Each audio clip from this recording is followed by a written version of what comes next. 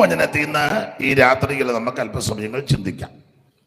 അതിനെ അടിസ്ഥാനമായിട്ട് വായിച്ചത് എബ്രായ ലേഖനം 10-ാം അധ്യായത്തിന്റെ 37-ാമത്തെ തിരുവെടുത്ത. ഉണ്ടായിരിക്കുന്ന സഹോദരന് ഈ വെട്ടത്തോട്ട് വന്നിരിക്കാൻ പറ. വാഴയുടെ മൂട്ടിൽ ലാസ്റ്റ് വന്നിരുന്നില്ലേ? ഇവിടെ ഇവിടെ ഇവിടെ വന്നിരിക്കും. എന്തിനാ ഈ പാത്തിരിക്കുന്നത്? പിന്നെയും പോയി പാത്തിരിക്കുക. എനിക്ക് കാണണ്ട, ഇങ്ങോട്ട് ആരാന്നൊന്ന് കാണാനാ.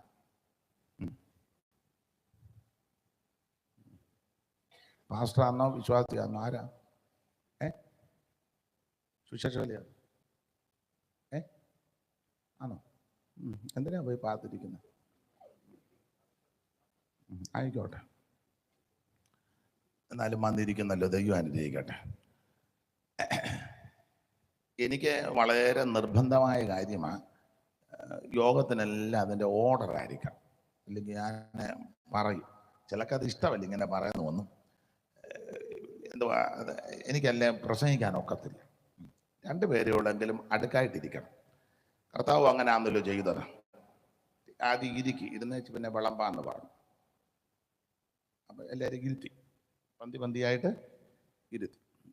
ഉയർപ്പോട് ബന്ധപ്പെട്ടുള്ള വാക്യമാന്തലും പ്രയോഗം നല്ലതാ. ഓരോരുത്തരും താൻ്റെ നിരയിലെത്ര. അപ്പം അതെല്ലാം അങ്ങനെ വേണം. ആട്ടെ, നിങ്ങളുടെ വളരെ നന്നായിരിക്കുന്നു. സഹകരണത്തിനും അനുസരണത്തിനും ഒക്കെ നന്ദി. ദൈവം നിങ്ങളെ അനുഗ്രഹിക്കട്ടെ. അപ്പം ഇങ്ങനെ പറഞ്ഞപ്പോൾ അനുസരിച്ചത് അനുഗ്രഹം പ്രാപിക്കും എന്നുള്ളതിൻ്റെ പ്രധാന തെളിവാണ്. ഇന്ന് രാത്രി നമുക്ക് അല്പസമയങ്ങൾ ചിന്തിക്കാം.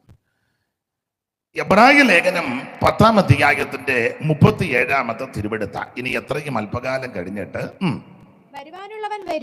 വരുവാനുള്ളവൻ വരും. ദൈവത്തിന് മതി. പുതിയ നിയമ പുസ്തകങ്ങളിലെ ഈടുറ്റ ഒരു ലേഖനമാണ് എബ്രായ ലേഖനം. നമുക്കറിയാം, ഈ സത്യവേദ പുസ്തകം ഇത് 66 പുസ്തകങ്ങൾ കൂടുന്നതാ. സത്യവേദ പുസ്തകം. ഇതുപോലെ ഒരു പുസ്തകം ഇതുവരെ ഉണ്ടായിട്ടില്ല, ഇനി ഉണ്ടാകത്തുമില്ല, ഇനി ആർക്കൊട്ടുണ്ടാക്കാനും ഒക്കുകയല്ല.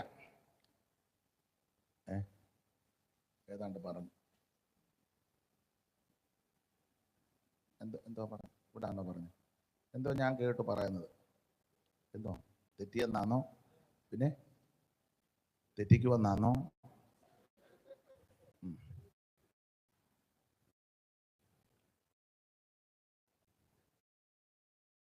എന്തോ കേട്ടില്ല. എന്തോ പറഞ്ഞു. ഈ പാട്ടെല്ലാം പാടിയിട്ട് കള്ളം പറയരുതേ.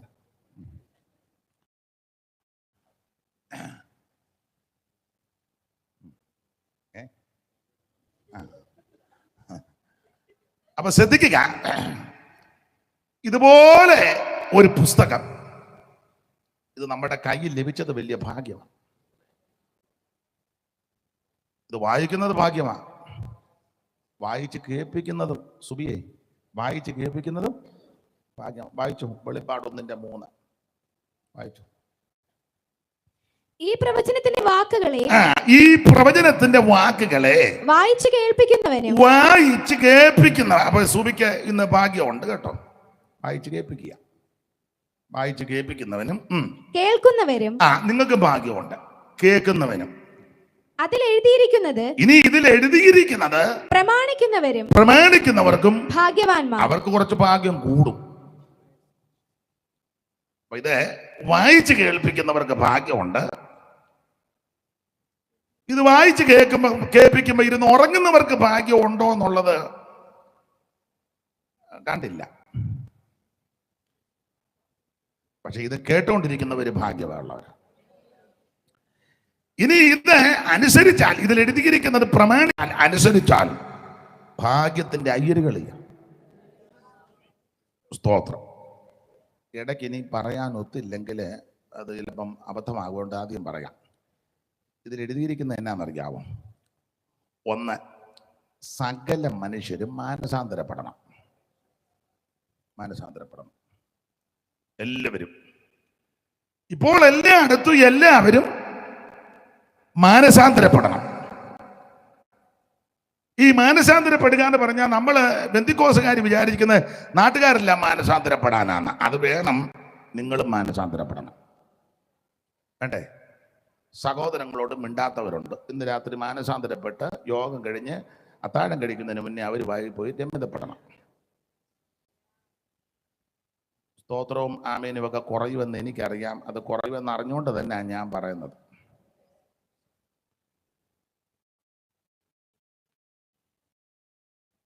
അയലത്ത് ആൾക്കാരുണ്ട്, അവരും ഇന്ന് രാത്രി മാനസാന്തരപ്പെടണം. അവരോട് നിരപ്പ് പ്രാപിക്കണം. സ്തോത്രം. പാപമാർഗങ്ങളെ, പാപവഴികളെ വിട്ട് മാനസാന്തരപ്പെടണം. അപ്പൊ ഇതിനകത്തെ പ്രമാണം ഇതാ, എല്ലാവരും മാനസാന്തരപ്പെടണം. മാനസാന്തരപ്പെടുന്നവര് യേശു ക്രിസ്തുവിനെ രക്ഷിതാവായി സ്വീകരിക്കണം. മറ്റൊരുത്തനിലും രക്ഷയില്ല. നാം രക്ഷിക്കപ്പെടുവാൻ ഒരേ ഒരു മാർഗം, ഒരേ ഒരു വഴി യേശു ക്രിസ്തു മാത്രം. കർമ്മമാർഗം കൊണ്ടോ, പുണ്യപ്രവൃത്തി കൊണ്ടോ, ദാനധർമ്മം കൊണ്ടോ, നേർച്ച കാഴ്ച കൊണ്ടോ, ആചാരങ്ങൾ കൊണ്ടോ, അനുഷ്ഠാനങ്ങൾ കൊണ്ടോ, തീർത്ഥയാത്ര കൊണ്ടൊന്നും ആമീൻ നിത്യത ലഭിക്കത്തില്ല.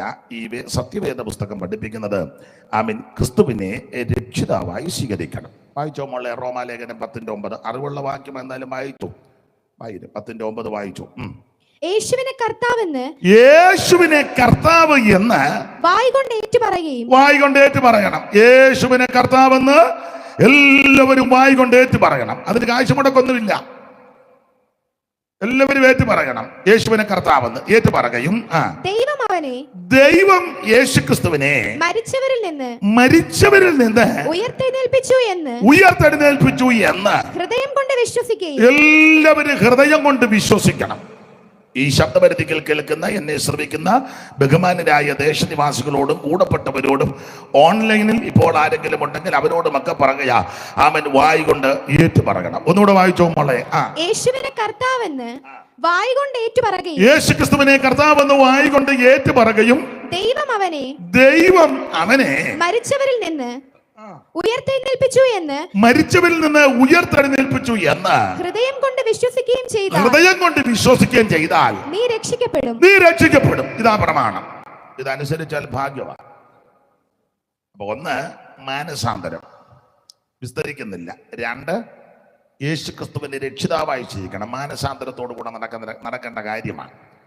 യേശുക്രിസ്തുവിന്റെ പാപത്തിന്റെ പരിഹാരത്തിന് മരിച്ചുവെന്നും യേശുക്രിസ്തുവിന്റെ പരിശുദ്ധ രക്തത്താൽ എന്റെ പാപം മോചിക്കപ്പെടുമെന്നും ക്രിസ്തുവിന്റെ രക്ഷിതാവാണെന്ന് വിശ്വസിച്ച യേശുവിനെ ഉള്ളത്തിൽ ഏറ്റെടുക്കണം. 5 പൈസ മുടക്കണ്ട, അര കാശ് മുടക്കണ്ട, അര മൈൽ നടക്കണ്ട, ഭൗതിക വസ്തുക്കളൊന്നും കൊണ്ട് കൊടുക്കണ്ട. വെടക്കോഴിയും കൊടുക്കണ്ട, യേശുവിന് പൂവൻകോഴിയും കൊടുക്കണ്ട, വാഴക്കൊലയും കൊടുക്കണ്ട, ഏത്തക്കൊലയും കൊടുക്കണ്ട, മീനും കൊടുക്കണ്ട, ഇറച്ചിയും കൊടുക്കണ്ട, പൈസയൊന്നും കൊണ്ട് യേശുവിന് കൊടുക്കണ്ട, മെഴുകുതിരിയും കൊണ്ട് കൊടുക്കണ്ട, എണ്ണയും കൊടുക്കണ്ട, വസ്തുവും കൊടുക്കണ്ട. കർത്താവിന് 5 സെന്റ് സ്ഥലം എന്ന് പറഞ്ഞ പുള്ളി ഗതികേട് കിടക്കുകയില്ലയോ? ഇതൊന്നും കൊടുക്കണ്ട. യേശുവിന് ഇതിൻ്റെ ആവശ്യമില്ല.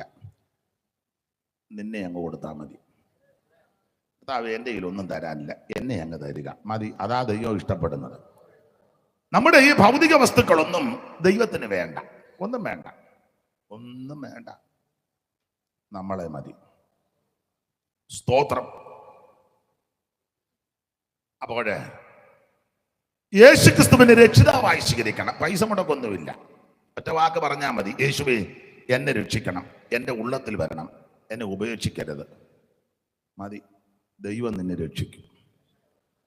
രക്ഷിപ്പാൻ കഴിവുള്ളവനാ യേശുക്രിസ്തു. അങ്ങനെ രക്ഷിക്കപ്പെടണം. രക്ഷിക്കപ്പെട്ടവര് അടുത്തത് സ്നാനപ്പെടണം. ഇത് പ്രമാണിക്കുന്നവൻ ഭാഗ്യവാന്മാരാന്നാ ഇതിനകത്ത് എഴുതിയിരിക്കുന്നത്. എഴുതിയ കാര്യമാണ് ഞാനീ പറയുന്നത്. രക്ഷാനിർണയം പ്രാപിക്കണം. രക്ഷാനിർണയത്തിന് മുമ്പ് മാനസാന്തരം. പഴയ ദുശീലങ്ങളെല്ലാം വിട്ടു. കള്ളു കുടിക്കുന്നവര് കള്ളുകൂട് നിർത്തി, പുകവലിക്കുന്നവര് നിർത്തി, മറ്റ് ലഹരി പദാർത്ഥങ്ങൾ, പാപവഴികളൊക്കെ വിടുന്നവര് അത് ഉപേക്ഷിച്ച് വിട്ടുകളഞ്ഞ് മാനസാന്തരപ്പെട്ട് യേശുവിനെ രക്ഷിതാവായി സ്വീകരിക്കണം. അങ്ങനെ രക്ഷിതാവായി സ്വീകരിച്ച ആൾക്കാർക്ക് അടുത്ത നടപടിയാ സ്നാനപ്പെടണം. വെള്ളത്തിൽ മുങ്ങി സ്നാനപ്പെടണം. വായിച്ചോ മോളെ, മത്തായി 28:18 മുതൽ വായിച്ചു. ഇത് വായിച്ച് കേൾപ്പിക്കുന്നവരും കേൾക്കുന്നവരും പ്രമാണിക്കുന്നവരും ഭാഗ്യമുള്ളവരെന്നാ. വായിച്ചു. യേശു അടുത്തു ചെന്നു. യേശു നേരിട്ട് പറഞ്ഞതാ, അല്ലാതെ ആരെയും വിട്ടു പറയിപ്പിച്ചതല്ല.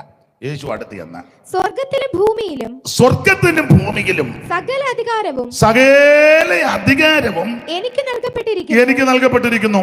ആകയാൽ നിങ്ങൾ പുറപ്പെട്ട് പിതാവിന്റെയും പുത്രന്റെയും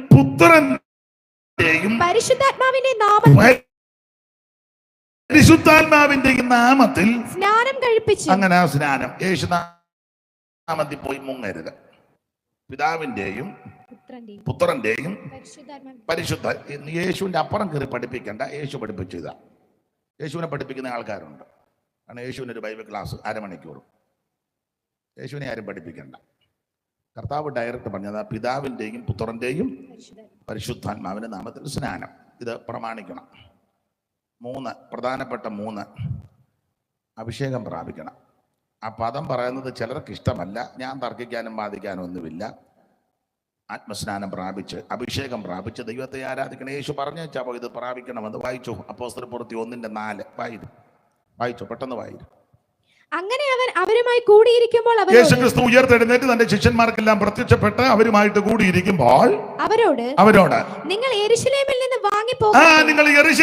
വാങ്ങി പോകാതെ എന്നോട് കേട്ട പിതാവിന്റെ വാഗ്ദത്തത്തിനായിട്ട് കാത്തിരിക്കണം. വാഗ്ദത്തത്തിനായിട്ട് കാത്തിരിക്കണം. പിന്നെ യോഹന്നാൻ വെള്ളം കൊണ്ട് നിങ്ങളെ സ്നാനം കഴിപ്പിച്ചു. പിന്നെ നിങ്ങൾക്കോ ഇനി ഏറെ നാൾ കഴിയും മുമ്പേ പരിശുദ്ധാത്മാവ് കൊണ്ട് സ്നാനം ലഭിക്കും. അപ്പോൾ പരിശുദ്ധാത്മാവിന്റെ സ്നാനം ഇത് പ്രാപിച്ചിരിക്കണം.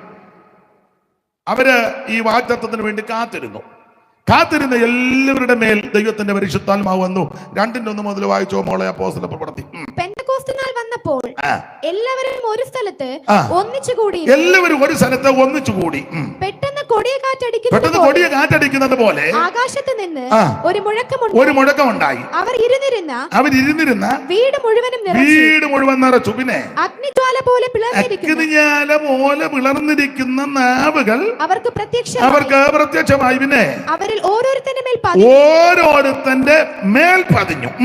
എല്ലാവരും പരിശുദ്ധാത്മാവ് നിറഞ്ഞവരായി ആത്മാവ് അവർക്ക് ഉച്ചരിപ്പാൻ നൽകിയതുപോലെ അന്യഭാഷകളിൽ സംസാരിച്ചു തുടങ്ങി. അപ്പൊ ഇത് അത്യാവശ്യമായിട്ട് ഇത് പ്രാപിക്കണം. മനസ്സിലായോ? പ്രാപിച്ചിരിക്കണം. ഇതൊക്കെയാണ് ഈ പ്രധാനപ്പെട്ട കൽപ്പനകൾ.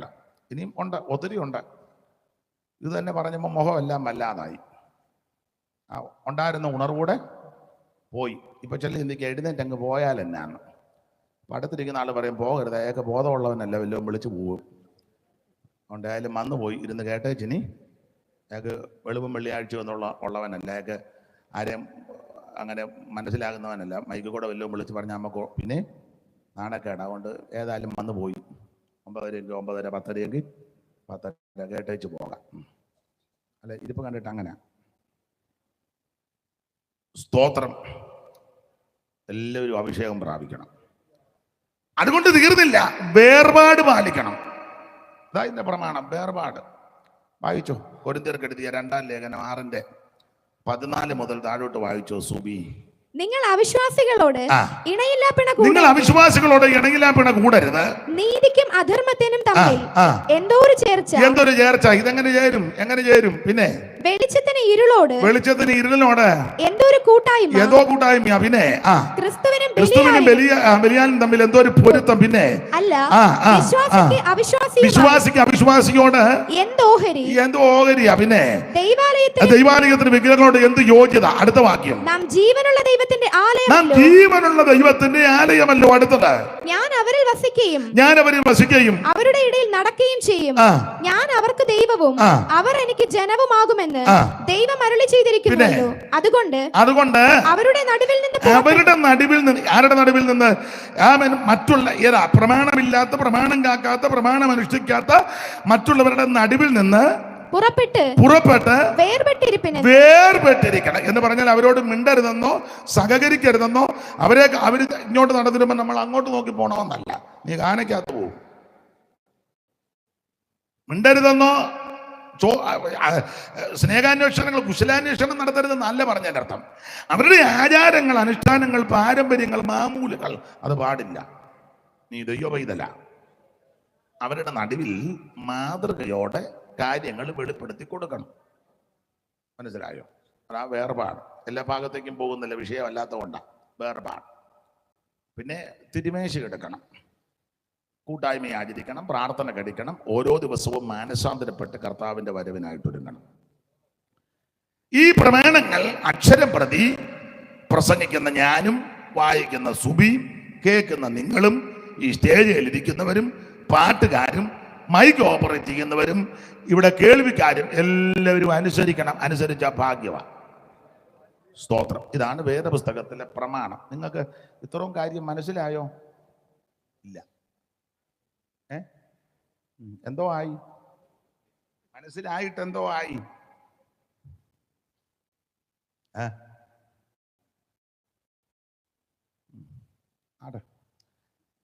ദൈവം നിങ്ങളെല്ലാവരെയും അനുഗ്രഹിക്കുമാറാകട്ടെ. അപ്പോൾ ഈ സത്യവേദ പുസ്തകം ഇത് ദൈവത്തിന്റെ വചനമാണ്. 66 പുസ്തകങ്ങൾ അടങ്ങുന്ന മഹത്തായ പുസ്തകമാണ് ഈ സത്യവേദ പുസ്തകം. ഇതിലെ ആദ്യത്തെ പുസ്തകം ഉൽപ്പത്തി പുസ്തകം, ഒടുവിലത്തെ പുസ്തകം വെളിപ്പാട് പുസ്തകം, അങ്ങനെ മൊത്തം 66 പുസ്തകം. ഞാൻ ഇതിങ്ങനെ പറയുന്നത് എന്തിനാന്ന് ചോദിച്ചാൽ, നിങ്ങൾക്ക് പലർക്കും ഇത് അറിയാം. എല്ലാവർക്കും അറിയാവോ എന്ന് എനിക്ക് ഇപ്പോൾ ഒരു ഇരിപ്പ് കണ്ടിട്ട് ഡൗട്ടുണ്ട്. എന്നാലും അറിയാൻ മേലാത്തവരുണ്ടെങ്കിൽ അവരുടെ അറിവിനാ. ഇത് അറിയാത്ത ആരെങ്കിലും നമ്മെ കേൾക്കുന്നെങ്കിൽ അവരറിയണം ഇവരെന്തുവായി പറയുന്നത്, എന്തുവായി സംസാരിക്കുന്നത്, അത് അവരറിയണം. അതിനാണ് ഇത് പറഞ്ഞു കൊടുക്കുന്നത്.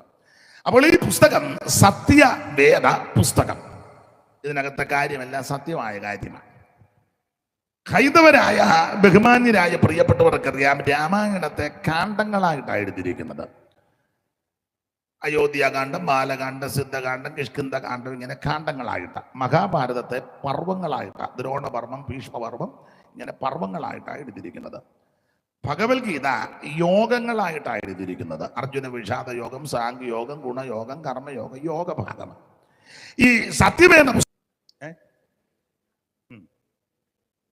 സുബി പറ, മൈക്കിക്കൂടെ പറ, അറിയാവുന്നിടത്തോളം പറ, എന്നിട്ട് നിർത്തി കഴിയുമ്പോൾ അടുത്ത ആള് പറയും ബാക്കി.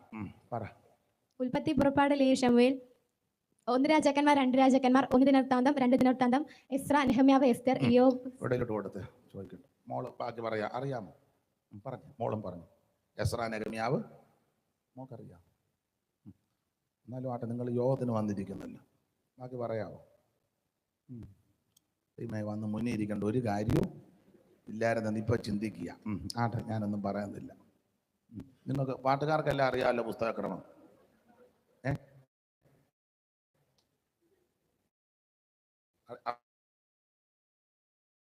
അറിയാമോ? അപ്പം മിക്കവർക്കും ഇത് വലിയ ഒന്ന് തുടങ്ങണം. മര പറഞ്ഞല്ലേ കൊടിയിടാൻ പറ്റുള്ളൂ.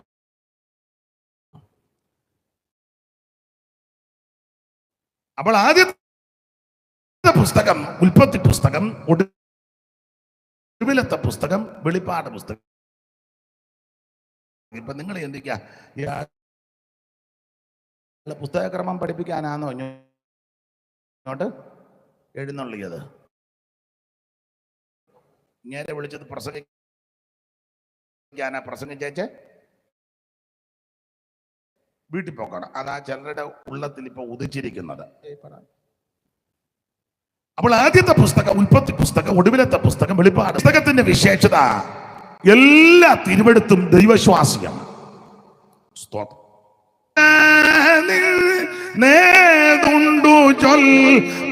സശ്രദ്ധം ഇതിലെ 68-ാം സംഘം വന്നിരിക്കട്ടെ. നിന്റെ എഴുന്നള്ളത്തെ കണ്ട്, ദൈവമേ അവർ നിന്റെ എഴുന്നള്ളത്ത് കണ്ട് എന്റെ ദൈവവും രാജാവുമായവന്റെ വിശുദ്ധ മന്ദിരത്തിലേക്കുള്ള എഴുന്നള്ളത്ത് തന്നെ. അടുത്തത് സംഗീതക്കാര് മുമ്പിൽ നടന്നു. ഇവിടെ പാട്ട് പാടിയത് ആരാ? നമ്മുടെ പേര് സ്നേഹം തമ്പി, നല്ല പേരാണല്ലോ. അപ്പം പാട്ട് പാടുമ്പോൾ സ്നേഹം തമ്പിയുടെ ശബ്ദമായിരിക്കണം മേളിൽ നിൽക്കേണ്ടത്. വേദപുസ്തക പ്രമാണമാണ്. നമ്മുടെ പേര് ഞാൻ മറന്നുപോയി. രതീഷ് സാമ കൈകാര്യം ചെയ്യുന്ന ഓർഗന്റെ ശബ്ദവും രതീഷ് അതിന് പാടുന്നില്ലേ പറഞ്ഞേ? പാട് അല്ലേ?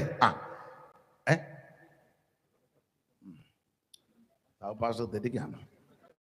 ഞാനൊരു തരത്തിലാണ് ഒപ്പിച്ചു വരുന്നത് എന്ന് പറഞ്ഞാൽ ജീവിത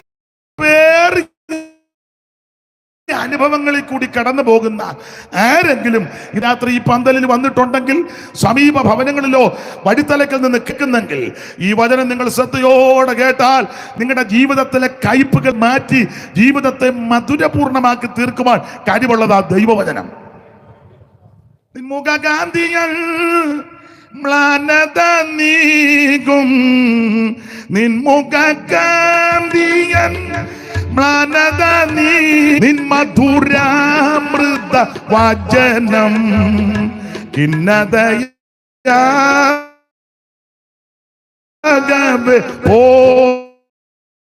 പോക്കും, നിൻ മധുരാമൃത വചനം കിന്നതയാകെ പോക്കും.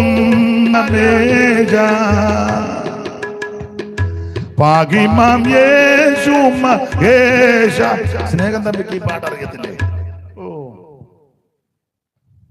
ഇടയ്ക്ക് ഞാൻ അറിയാവുന്ന പാട്ട് പാടുമ്പോ ഒന്ന് സഹായിക്കണേ.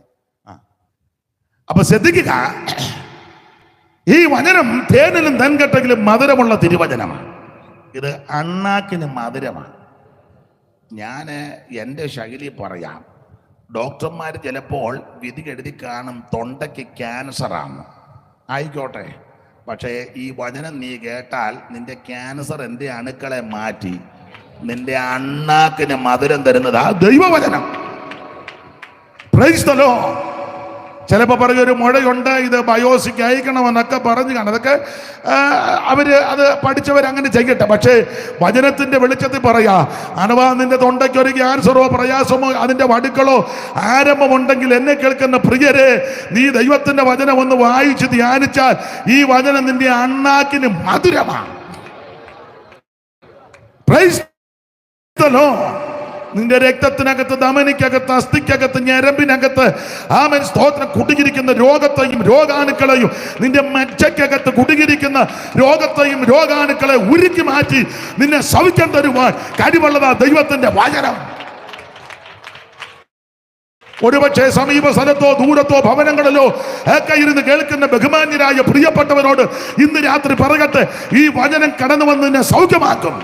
ഇത് അതിവേഗത്തിലോടുന്ന വചനമാണ്. നിന്നെ സൗഖ്യമാക്കുന്ന വചനം, രക്ഷിക്കുന്ന വചനം, വിടുവിക്കുന്ന വചനം. ഇന്ന് രാത്രി ഈ വചനത്തിന്റെ സൗഖ്യത്തിനായി ഞാൻ ദൈവത്തെ മഹത്വപ്പെടുത്തുകയാണ്. തീരാത്ത പാപം യാതിയും മറത്തയല്ല ബലഹീനമോ, തീരാത്ത പാപം വ്യാധി മറത്തയല്ല ബലഹീനമോ, ഓരോ കുരിശിൽ ചുമന്നു നിന്നെ സൗഖ്യമാക്കിയതാൽ അടിപ്പിണരാൽ വരുവീ ഈ നല്ല സമയം വൃഥാവാക്കാതെ നിന്നെ യേശു വിളിച്ചിടുന്നു. ഈ വചനം അതിവേഗത്തിൽ ഓടുന്നതിന് വചനമാണ്, അണ്ണാക്കിന് മധുരമാണ്. അങ്ങനെയുള്ള ഈ 66 പുസ്തകത്തിലെ തിരുവചനം ഇത് ശ്രദ്ധയോടെ വായിച്ച് കേൾക്കുന്നവർക്കല്ല അനുഗ്രഹമാണ്. ആട്ടെ, ഞാൻ വിവരിക്കുന്നില്ല അധികം ആ ഭാഗം. അപ്പോൾ ഈ പുസ്തകം വളരെ അനുഗ്രഹിക്കപ്പെട്ടൊരു പുസ്തകമാണ്. ഇത് എടുക്കാനിടയായത് തന്നെ വലിയ ഭാഗ്യമാണ്. സ്തോത്രം. ഇത് നമ്മുടെ കയ്യിൽ ലഭിച്ചത് തന്നെ വലിയ മഹാഭാഗ്യമാണ്. ഇപ്പം നമ്മുടെ ഇടയിലും ആൾക്കാർക്ക് ഇത് എടുത്തുകൊണ്ട് പോകുന്നതൊക്കെ വലിയ ഔട്ട് ഓഫ് ഫാഷൻ. അതുകൊണ്ട് പ്രസംഗത്തിന് നിൽക്കുമ്പം ബൈബിളല്ല പലരും ഉപയോഗിക്കുന്നത്. അതാ മൊബൈൽ ചീത്തയാന്ന് പറഞ്ഞതിൽ മൊബൈൽ നല്ലതാ, പാട് നല്ലതാണ്, കമ്പ്യൂട്ടറും നല്ലതാ, എല്ലാം നല്ലതാ, എല്ലാം നല്ല എന്തുവാ ചീത്തയുള്ളത്, എല്ലാം നല്ലതാ. പക്ഷെ ആ നല്ല രീതി വിനിയോഗിക്കണം. ഉപയോഗം തെറ്റുമ്പോഴാണ് ഇത് ചീത്തയാകുന്നത്. കറണ്ട് നല്ലതാ, അതിനകത്തോട്ട് കൈ കുത്തി കയറ്റിയാലോ, കറണ്ട് നല്ലതാ. സ്വിച്ച് ബോർഡിലൊക്കെ ഇട്ട് കൈ കയറ്റിയാലോ. എന്നിട്ട് പറയാ കറണ്ട് പോലെ നാശമുള്ളത്. കറണ്ട് നല്ലതാ. കറണ്ടുള്ളത് കൊണ്ടല്ലേ ഞാനും അധികം ശബ്ദമെടുക്കാതെ പറയുന്നത്. ഈ വെട്ടവും വെളിച്ചവും ഇവർ വായിക്കുന്നതൊക്കെ പുറത്തുള്ളവർ കേൾക്കുന്ന കറണ്ട് നല്ലതായതുകൊണ്ടാണ്. സ്തോത്രം. നിങ്ങളും വെട്ടത്തിൽ ഇരിക്കുന്നത് കറണ്ട് ഉള്ളത് കൊണ്ടല്ലേ. അത് ഉപയോഗിക്കേണ്ട രീതി എല്ലാ കാര്യങ്ങളും അങ്ങനെ. ഞാൻ ഉദാഹരണം പറഞ്ഞതേ ഉള്ളൂ. എല്ലാം നല്ലതാ, ചെയ്യേണ്ട വിധത്തിലൊന്ന് ചെയ്തേ ഏറ്റവും നല്ലതാണ്. അപ്പോൾ ഒരു ശുശ്രൂഷയ്ക്ക് നിൽക്കുമ്പോൾ ഈ തിരുവചനം എടുത്ത് നിൽക്കുന്നതായ ഏറ്റവും ശ്രേഷ്ഠം, ഇതിൽ നിന്ന് വായിക്കുന്നതായ ഏറ്റവും ശ്രേഷ്ഠം. മൊബൈലിൽ വാക്യം മാത്രമല്ലല്ലോ, വേറെ എന്തെല്ലാം കിടക്കുന്നു അന്ന് ഞാൻ പറയുന്നില്ല. ദൈവത്തിൻ്റെ മഹത്വം ആട്ടെ. ഇപ്പം ഞാൻ ചിലയിടങ്ങളിൽ ചില സദസ്സുകളിൽ കുറ്റം പറയല്ല. ചിലരുണ്ട് ഇവർ മാന്യമായിട്ട് ഈ ശുശ്രൂഷയ്ക്ക് സഹകരിക്കുന്നു. ചിലർ ഗാന ശുശ്രൂഷ ചെയ്ത് കഴിഞ്ഞാൽ ഉടനെ മൊബൈലിൽ കളിയാണ്. ഞാൻ ശ്രദ്ധിച്ചവർ മാന്യമായിട്ടിരിക്കുക, മൊബൈലൊന്നും എടുക്കുന്നില്ല. മറ്റവർ ഇരുന്ന് ഇങ്ങനെ മൊബൈലിൽ കളി, അങ്ങോട്ട് മെസ്സേജ് വിടുന്നു, ഇങ്ങോട്ട് വിടുന്നു, അപ്പിടി ഇപ്പിടിയൊക്കെ പറഞ്ഞ് ഇതൊന്നും ഒരു നല്ല നടപടിക്രമമാണെന്ന് എനിക്ക് തോന്നുന്നില്ല. നിങ്ങൾക്ക് തോന്നുന്നുണ്ടോ? ആട്ടെ. ദൈവത്തിൻ്റെ മഹത്വം. 2 മണിക്കൂറേ നമ്മൾ ദൈവത്തിന്, അല്ലെ 3 മണിക്കൂർ ഇരിക്കുന്നിടത്തോളം ഏകാഗ്രതയോടിരിക്കണം. ഈ വചനം വായിച്ച് ധ്യാനിക്കണം. ഇത് അനുഗ്രഹിക്കപ്പെട്ട വചനമാണ്. അപ്പോൾ ഇത് എടുത്തവർക്ക് ആർക്കും ഒരു ദോഷം വന്നിട്ടില്ല. അവരുടെ സന്തതിക്കും ദോഷം വന്നില്ല. അവരുടെ കുടുംബത്തിനൊരു ദോഷം വരുത്തുമില്ല. ഈ പുസ്തകം കയ്യിലെടുത്തത് തന്നെ വലിയ ഭാഗ്യമാണ്. ഇതിനകത്തെ പ്രതിപാദ്യ വിഷയം മനുഷ്യവർഗത്തിൻ്റെ രക്ഷയാണ്. ഈ പുസ്തകത്തിലെ പ്രതിപാദ്യ പുരുഷൻ ഒരാളേ ഉള്ളൂ, നസറയനാകുന്ന യേശു ക്രിസ്തു. എല്ലാവരിലും ശ്രേഷ്ഠൻ, എല്ലാവരിലും യോഗ്യൻ, എല്ലാവരെക്കാളും ഉന്നതനാകുന്ന നസറയനാകുന്ന യേശു ക്രിസ്തു.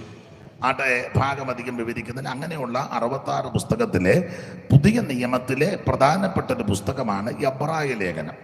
ആ എബ്രായ ലേഖനത്തിൻ്റെ 10-ാം അധ്യായത്തിൻ്റെ 37-ാമത്തെ തിരുവെടുത്താണ് ഇന്ന് രാത്രിയിലെ തിരുവചന ചിന്തയ്ക്ക് അടിസ്ഥാനമായിട്ട് വായിച്ചത്. നിങ്ങൾക്ക് ദൈവമക്കൾക്ക് ഇതിലെ വിഷയങ്ങളെല്ലാം അറിയാം. എബ്രായ ലേഖനം ധന്യനായ പൗലൂസിനാൽ എഴുതപ്പെട്ട ലേഖനമാണ്.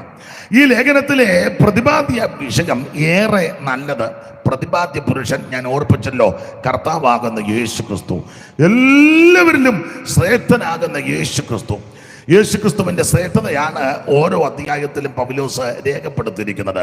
യേശുക്രിസ്തു ദൈവദൂതന്മാരെക്കാൾ ശ്രേഷ്ഠൻ, യേശുക്രിസ്തു അപ്പോസ്തോലന്മാരെക്കാൾ ശ്രേഷ്ഠൻ, യേശുക്രിസ്തു പ്രവാചകന്മാരെക്കാൾ ശ്രേഷ്ഠൻ, യേശുക്രിസ്തു മോശയേക്കാൾ ശ്രേഷ്ഠൻ, യേശുക്രിസ്തു യോശുവയേക്കാൾ ശ്രേഷ്ഠൻ, യേശുക്രിസ്തു ഹാബേലിനേക്കാൾ ശ്രേഷ്ഠൻ, യേശുക്രിസ്തു ദൈവാലയത്തേക്കാൾ ശ്രേഷ്ഠൻ, യേശുക്രിസ്തു യാഗാദി കർമ്മങ്ങളെക്കാൾ ശ്രേഷ്ഠൻ, യേശുക്രിസ്തു പുരോഹിതന്മാരെക്കാൾ ശ്രേഷ്ഠൻ, യേശുക്രിസ്തു മഹാപുരോഹിതനേക്കാൾ ശ്രേഷ്ഠൻ, യേശുക്രിസ്തു മൽക്കീസദേക്കിനേക്കാൾ ശ്രേഷ്ഠൻ, യേശുക്രിസ്തു സ്വർഗത്തെക്കാൾ ശ്രേഷ്ഠൻ. ഇന്ന് രാത്രി ആ ശ്രേഷ്ഠനാകുന്ന യേശുക്രിസ്തു നമ്മുടെ നടുവിൽ വന്നിട്ടുണ്ട്. 2-3 പേർ അവിടുത്തെ തിരുനാമത്തിൽ എവിടെ കൂടിയാലും നടുവിൽ വരുമെന്ന് അരുളി ചെയ്ത നസറയനാകുന്ന യേശുക്രിസ്തു ഇന്ന് രാത്രിയും നമ്മുടെ നടുവിലുണ്ട്. എന്ന് പറഞ്ഞാൽ നീ ദൈവത്തെ തേടി പോകണ്ട, നിന്റെ അടുക്ക ദൈവം വരുമെന്ന്. ദൈവത്തെ തേടി നീ കിഴക്കോട്ടും വടക്കോട്ടും പടിഞ്ഞാട്ടും തെക്കോട്ടും ഒന്നും പോകണ്ട. അവൻ നീ ഇരിക്കുന്ന ഇടത്ത് നിന്റെ അടുക്കൽ വരുന്നവനായ യേശു. അങ്ങനെയാണല്ലോ പുതിയ നിയമത്തിലെ വാക്യമല്ല. യേശു അടുത്ത് ചെന്നു, യേശു ചേർന്ന് നടന്നു, യേശു ചേർന്ന് നിന്നു, യേശു അടുത്ത് വരുന്നവനാ. ഇന്ന് രാത്രി ദൈവത്തെ തപ്പി എങ്ങോട്ട് നീ പോകണ്ട, നിന്റെ അടുക്ക വരുന്നവനാ ദൈവം. കാരണം ദൈവത്തിന്റെ വിശേഷത അവിടുന്ന് ജീവിക്കുന്ന ദൈവമാ. ഇന്നും അവിടുന്ന് ജീവിക്കുന്നു. അപ്പോൾ എല്ലാവരും ശ്രേഷ്ഠനാകുന്ന ആ ഉന്നതനാകുന്ന വ്യക്തിത്വമാണ് യേശു ക്രിസ്തു. ഇതുപോലെ യോഗ്യനായ ശ്രേഷ്ഠനായ ഒരുവൻ ഉലകത്തിലില്ല. എനിക്കും നിങ്ങൾക്കുമെല്ലാം ഒന്നല്ലെങ്കിൽ മറ്റൊരു കുഴപ്പമുണ്ട്. ഇല്ലേ? ഇല്ലേ? സമ്മതിക്കുകയല്ല. ഉണ്ട്. ഇരിപ്പ് കാണുമ്പോൾ അറിയാമല്ലോ, എല്ലാവർക്കും ഉണ്ട്. എനിക്കാന്ന് ഒത്തിരി കുഴപ്പം. ഇപ്പൊ തന്നെ നിൽക്കാൻ മേല, കുഴപ്പമല്ലേ? കാല് നീര് വെച്ചിരിക്കുന്നു, കുഴപ്പമല്ലേ? അതെ. വേറൊരു തള്ള ഇന്നാളെ പറഞ്ഞ് ശബ്ദം കൊള്ളുകയല്ല, പാറപ്പുറത്ത് ചിരട്ട ഇട്ടൊരയ്ക്കും പോലാന്ന്. ഉണ്ടോ? സത്യമാന്നേ, കൊള്ളുകയല്ല. പക്ഷെ നീ എന്തുവാ പറയുന്നത്? മോളെ എടി നീ എന്തുവാ പറയുന്നത്? എന്നെ അവളോട് പറഞ്ഞു എന്തുവാ നീ അവളോട് എന്തുവാ പറഞ്ഞു? നീ ഇങ്ങോട്ട്, നീ കുപ്പിയായിട്ടിരിക്കുന്നത്, ഇങ്ങോട്ട് നേരെ ഇരിക്കും. നീ മുമ്പേ വെള്ളം കുടിച്ചതല്ലേ, ഇനിയും വെള്ളം കുടിക്കുന്നോ? എന്നാ കുപ്പി ഇവിടയിലോട്ട് കൊടുക്കും. ഇല്ല, നീ കുപ്പി ഇട്ട് പിന്നെയും കുലുക്കും. ഇങ്ങോട്ട് കൊടുക്കും. കുപ്പി ഇങ്ങോട്ട് കൊടുത്തു. വെള്ളം വേണ്ടപ്പോൾ അവൾ തരും കേട്ടോ. എന്നിട്ട് എന്നെ നോക്കിയിരി. ഇതെല്ലാം കാര്യം ഞാൻ ശ്രദ്ധിച്ചാ പ്രസംഗിക്കുന്നത്. അപ്പൊ ശ്രദ്ധിച്ചേ, കുഞ്ഞുങ്ങളുമൊക്കെ ഇത് കേൾക്കണം, മക്കളിത് കേൾക്കണം. യേശു രക്ഷകൻ കേട്ടോ, യേശു ദൈവം, യേശു ക്രിസ്തു രക്ഷിക്കും, യേശു ക്രിസ്തു വിടുവിക്കും, നിങ്ങളുടെ ഭാവിയെല്ലാം കർത്താവ് അനുഗ്രഹിക്കും. അപ്പൊ ഇത് ശ്രദ്ധിച്ച് കേട്ടോണം. നിങ്ങൾക്ക് ഒരു ദോഷവും വരികയല്ല കേട്ടോ. അപ്പൊ ശ്രദ്ധിക്കുക, എല്ലാവരുടെ സേട്ടനാണ് യേശു ക്രിസ്തു. അവനൊപ്പം പറയാ, അവൻ ആരാധ്യനാരുമില്ല, അവൻ ആരുമേ ഒരു നാളും അലയാതെ മോദമായി മരുവിലും ശാന്തമായി. ആയിരങ്ങളിൽ സുന്ദരൻ വന്ദിതൻ, ആരിലും ഉന്നതൻ ക്രിസ്തുവാ. 10,000-ങ്ങളിൽ സുന്ദരൻ വന്ദിതൻ, ആരിലും ഉന്നതൻ ക്രിസ്തുവാ. അപ്പൊ യേശു ക്രിസ്തു എല്ലാവരിലും ശ്രേഷ്ഠൻ. ശ്രദ്ധിക്കുക, യേശു ക്രിസ്തു ഒരു വിഭാഗത്തിന്റെ മാത്രം ദൈവമല്ല. ഞാൻ എപ്പോഴും പറയുന്ന കാര്യം ഒന്നുകൂടെ പറയാം, കത്തോലിക്കന്റെ കുത്തകയല്ല ക്രിസ്തു. യേശു ഞങ്ങളുടെയാണ്, ഞങ്ങൾ യേശുവിനെ ഇവിടെ ഇവർ വെച്ചിരിക്കുകയാണ്, ഇതിലാരും തുടരുത്, ഇത് ഞങ്ങളുടെ യേശു ആണ്. അല്ലല്ല, കത്തോലിക്കന്റെ കുത്തകയല്ല യേശു. യാക്കോബായ, മാർത്തോമ, ഓർത്തഡോക്സ്, റീത്ത്, ലത്തീന്, ലണ്ടന്, CMS, ആംഗ്ലിക്കൻ ഉണ്ടല്ലോ, പിന്നെ CNI, പിന്നെ എന്തുവാ സാൽവേഷൻ ആർമി, അങ്ങനെ പല, പെന്തിക്കോസ്, ബ്രദറുകാര്, ഇങ്ങനെ പല വിഭാഗമുണ്ട്. ഇവരുടെ ആരുടെയും കുടുംബ സ്വത്തല്ല ക്രിസ്തു. യേശു ക്രിസ്തു ഒരു വിഭാഗവന്റെ എല്ലാം ദൈവമായ യേശു അല്ലല്ല. വെളുത്തിരിക്കുന്നവന്റെ എല്ലാം ദൈവമാ യേശു അല്ല. ഇരുനിറമുള്ളതിന്റെ എല്ലാമാ യേശു അല്ലല്ല. വിളറിയതിന്റെ എല്ലാമാ യേശു അല്ലല്ല. യേശു ക്രിസ്തു മുഴു ലോകത്തിന്റെയും ദൈവമാണ്. ഒരു വിഭാഗത്തിന്റെ, മതത്തിന്റെ, സംഘടനയുടെ ആളല്ല ക്രിസ്തു. യേശു ക്രിസ്തു മുഴു ലോകത്തിന്റെയും ദൈവമാണ്. പണ്ഡിതനും പാമരനും കുചേലനും കുബേരനും, ആമേൻ, ധനവാനും ദരിദ്രനും, കഴിവുള്ളവനും കഴിവില്ലാത്തവനും, ആമേൻ, യേശുവിനെ രക്ഷിതാവായി സ്വീകരിക്കാം. ആർക്കേത് സമയത്തും യേശുവിന്റെ അടുക്ക വരാം. എന്നാൽ മറ്റുള്ള വ്യക്തികളുടെ അടുക്കൽ എപ്പോഴും നമുക്ക് ചെല്ലാൻ ഒക്കത്തില്ല, എല്ലാവർക്കും ചെല്ലാനും ഒക്കത്തില്ല. എന്തിനേറെ കാര്യം പറഞ്ഞൊരു, ഇപ്പം കേരളത്തിലെ ബഹുമാനപ്പെട്ട മുഖ്യമന്ത്രി പിണറായി വിജയനെ കാണാൻ നിങ്ങൾക്ക് എപ്പോഴും ഒക്കുവോ? എനിക്ക് കാണണമെന്നും പറഞ്ഞ് അവിടെ ചെന്നാൽ കയറ്റുവോ? ഒക്കത്തില്ല. ഇന്ത്യയുടെ ബഹുമാനപ്പെട്ട പ്രധാനമന്ത്രി നരേന്ദ്രമോദിയെ കാണാൻ, എനിക്ക് മോദിയെ ഒന്ന് കാണാൻ ഞാൻ അങ്ങോട്ട് പോവുക, അങ്ങോട്ട് കയറ്റുവോ? ഇല്ല. എപ്പോഴും കാണാനൊക്കത്തില്ല, എല്ലാവർക്കും കാണാനൊക്കത്തില്ല, എല്ലാവർക്കും അടുത്ത് ചെല്ലാനൊക്കത്തില്ല. അമേരിക്കൻ പ്രസിഡന്റിനെ കാണാനൊക്കത്തില്ല എപ്പോഴും എല്ലാവർക്കും. ഞാൻ നാളെ കഴിഞ്ഞ് വൈറ്റ് ഹൗസ് വരുന്നു, പുള്ളിയെ കണ്ടിച്ചിട്ട് കാര്യം പറഞ്ഞേച്ച് ഇനി ആ ഏരിയയിൽ കയറ്റിയല്ല. സ്തോത്രം. എന്തിനാണ് നമ്മുടെ ഇവിടുത്തെ കേരളത്തിലൊരു ഓഫീസിലോട്ട് ചെന്നിട്ട് മെയിൻ ആളിനെ കാണാൻ, മാനേരെ കാണിക്കുക. നമ്മൾ കാച്ചുകൂടെ കണ്ടപ്പോൾ അമ്മിയ അത്യാവശ്യം ഇന്ന് കാണാനൊക്കത്തില്ല. എന്നാൽ യേശുവിനെ എല്ലാവർക്കും യേശുവിൻ്റെ അടുക്ക ചെല്ലാം. ആർക്കും ചെല്ലാം. കൊച്ചു പെൺപിള്ളേർക്കും ചെല്ലാം, യൗവനക്കാർക്കും ചെല്ലാം, പിതാവിനും ചെല്ലാം, മാതാവിനും ചെല്ലാം, യൗവനക്കാരിക്കും ചെല്ലാം, പുരുഷനും ചെല്ലാം, സ്ത്രീക്കും ചെല്ലാം, ഏത് സമയത്തും ചെല്ലാം യേശുവിൻ്റെ അടുക്കൽ. അതെ, യേശു തിങ്കളാഴ്ച മാത്രം മുഖം കാണിക്കുകയുള്ളൂ, ചൊവ്വാഴ്ച പിടലേക്ക് ഇരിപ്പോട്ട, അങ്ങനൊന്നുമല്ല. ആർക്ക് ഏത് സമയത്തും യേശുവിൻ്റെ അടുക്കൽ ചെല്ലാം. യേശു മുഴു ലോകത്തിൻ്റെ ദൈവമാണ്.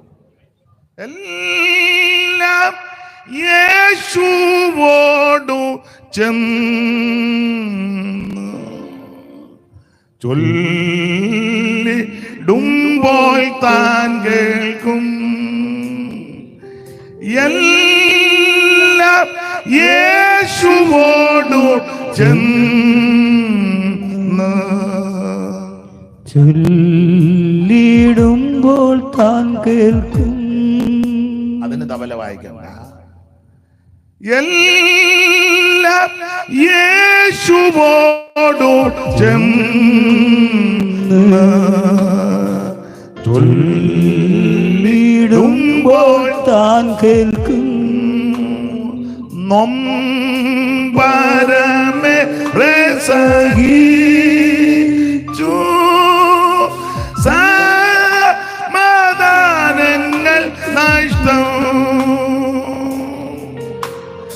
എല്ലാം യേശുവോടു ചെന്ന് ചൊല്ലിടുക നിമിത്തം എല്ലാം യേശുവോടു ചെന്ന് ചൊല്ലിടുക നിമിത്തം എല്ലാ കാര്യവും യേശുവിന്റെ അടുക്കൽ ചെന്ന് ചൊല്ലണം. ഏത് സമയത്തും ചെല്ലാം, ആർക്കും ചെല്ലാം, ഏത് നേരത്തും ചെല്ലാം, എല്ലാവർക്കും ചെല്ലുവാനും അടുക്ക ചെല്ലുവാനും കാര്യങ്ങൾ പറയുവാനും അറിയിക്കുവാനും അവൻ സ്തോത്രം യോഗ്യനായിട്ട് ഒരുവനേ ഉള്ളൂ, യേശു ക്രിസ്തു മാത്രം. യേശു ക്രിസ്തു ഒരു വിഭാഗത്തിന്റെ ദൈവമല്ല, ഒരു സംഘടനയുടെ ഒരു സമൂഹത്തിന്റെ ദൈവമല്ല, അവിടുന്ന് മുഴു ലോകത്തിന്റെയും ദൈവമാണ്. മനുഷ്യനാ ജാതിയും വർഗവും മരണമെല്ലാം ഒപ്പിച്ചു വെച്ചേക്കുന്നത് മനുഷ്യനാ. മുഖത്തിൽ നിന്ന് ജനിച്ചവര്, ഇവിടുന്ന് ജനിച്ചവര്, ഇവിടുന്ന് വന്നവര്, പാദത്തിൽ നിന്ന് വന്നവര്, എന്തെല്ലാം കുരുക്കൊപ്പിച്ച് വെച്ചേക്കുക. മുഖത്തിൽ നിന്ന് വന്നവൻ പാദത്തിൽ നിന്ന് വന്നവനെ ഇഷ്ടമല്ല, അവൻ കാലുമടക്കി അടിക്കുക. ഇപ്പോക്കത്തില്ല, നേരത്തെ മുഖത്തിൽ നിന്ന് വന്നവനെ. ആരുടെ മുഖമാണ് ഇവിടുത്തെ മുഖമാണെന്ന് എന്നോട് ചോദിക്കരുത്. മുഖത്തിൽ നിന്ന് വന്നവർക്ക് പാദത്തിൽ നിന്ന് വന്നവനെ ഇഷ്ടമല്ല, കാലുമടക്കി അടിക്കുക. മുഖത്തിൽ നിന്ന് വന്നവൻ വരുമ്പം പാദത്തിന്റെ അവിടെ നിന്ന് വന്നവനെല്ലാം ഓടിക്കോണം. ഒന്ന് കനാലിൽ ചാടുവോ, പോളക്കകത്ത് ചാടുവോ. അയിത്തമേ വഴി കൂടെ നടക്കാൻ മേല, പട്ടിക്ക് നടക്കാൻ, മനുഷ്യന് നടക്കാൻ മേല. ഇപ്പോഴല്ല, ഒരു 100 കൊല്ലം മുമ്പേ കേരളത്തിൽ പട്ടിക്ക് നടക്കാൻ വഴി കൂടെ, മനുഷ്യന് നടക്കാൻ മേല. പട്ടി നടന്ന എന്നാണ് പട്ടി ഇതിലേ നടക്കുന്നെന്ന് വേറൊരു പട്ടി ചോദിക്കത്തുമില്ല. എന്നാൽ മനുഷ്യൻ നടന്നാൽ ചോദിക്കും, എന്താ ഇതിലെ? അപ്പം ശബ്ദമൊക്കെ ഉണ്ടാകും, ഹോയ് ഹോയ് ഹോയ് എന്ന്. ഇപ്പം നീ എങ്ങാനും കോയ് കോയ് പറഞ്ഞാൽ പിള്ളേർ തന്നെ ഒറ്റയടിക്ക് കനാലിൽ കളയും. ഹോയ് പറഞ്ഞ് കിടന്നാൽ അതിനുള്ള മൂച്ചുള്ള പിള്ളേർ ഇപ്പോൾ ഉണ്ട്. പണ്ട് പേടിച്ച് നടക്കുക. അയിത്തവേ തൊട്ടുകൂടാത്തവർ, തീണ്ടിക്കൂടാത്തവർ, ദൃഷ്ടിയിൽ പെട്ടാലും ദോഷമുള്ളോർ. തൊട്ടുകൂടാത്തവർ, തീണ്ടിക്കൂടാത്തവർ, ദൃഷ്ടിയിൽ പെട്ടാലും ദോഷമുള്ളോർ. കെട്ടില്ലാത്തോർ തമ്മിലുണ്ണത്തോരിങ്ങനെ ഒട്ടല്ലകോ ജാതി കോമരങ്ങൾ. കെട്ടില്ലാത്തോർ തമ്മിലുണ്ണത്തോരിങ്ങനെ ഒട്ടല്ലകോ ജാതി കോമരങ്ങൾ. അപ്പോൾ തൊട്ടുകൂടായ്മയും തീണ്ടിക്കൂടാ അയിത്തമുള്ള കാലം. ഒന്നിച്ച് ഭക്ഷണം കഴിക്കുകയല്ല, വസ്ത്രം ധരിക്കാനൊക്കത്തില്ല, വഴി കൂടെ നടക്കാനൊക്കത്തില്ല, പള്ളിക്കുടുത്ത് കയറ്റുകയല്ല, ജോലി ചെയ്താൽ കൂലി കൊടുക്കത്തില്ല. അയ്യോ, വലിയ വലിയ വീടുകളും മണിമാളികളും ഒക്കെ പണിത് കൂലി കൊടുത്തല്ലെന്ന്. ഇപ്പോഴല്ല, പണ്ട്. പിന്നെ ആകെ കൂടെ കൊടുക്കുന്ന ഇച്ചിരി ചാപ്പാട് കൊടുക്കുക, അങ്ങ് പണിയുക. നേരം തമ്പുരാക്കന്മാർക്ക് പണിത് ഊപ്പാട് വരിക. കൊടുക്കുന്ന ഇച്ചിരി ഞങ്ങളുടെ നാട്ടിലെ കണക്കാ കൂലിയാന്നല്ലേ. പഴയ ആൾക്കാർക്ക് അറിയാം ഇത്ര കൂലിയാനെന്ന്. കൂലിയാന്നെല്ല് കൊടുക്കും, അല്ല ശമ്പളം ഒന്നും കൊടുക്കുക. ശമ്പളം ചോദിച്ച് അങ്ങോട്ട് എല്ലാനും അയ്യോ ഇല്ല, അവിടെ ഇങ്ങനെ ആൾക്കാരെ നിർത്തിയിരിക്കല്ലോ അതല്ലാൻ തന്നെ. തമ്പുരാക്കന്മാർക്കുണ്ട് ശിങ്കിടികൾ. തമ്പുരാനെ ഞാൻ ജോലി ചെയ്തതിൻ്റെ കൂലി തന്ന പറഞ്ഞാൽ അന്നേരം നിന്നെ അടിച്ച് തകർക്കുക. ചോദിക്കാനൊക്കെ തന്നെ. ജോലി ചെയ്തു വിയർപ്പൊഴുക്കി കൂലി ചോദിച്ചാലുടനെ പോകണമെന്നോതുവതും ശരിയോ തെറ്റോ. ജോലി ചെയ്തു വിയർപ്പൊഴുക്കി കൂലി ചോദിച്ചാലുടനെ പോകണമെന്നോതുവതും ശരിയോ തെറ്റോ. ഇത് ശരിയോ തെറ്റോ.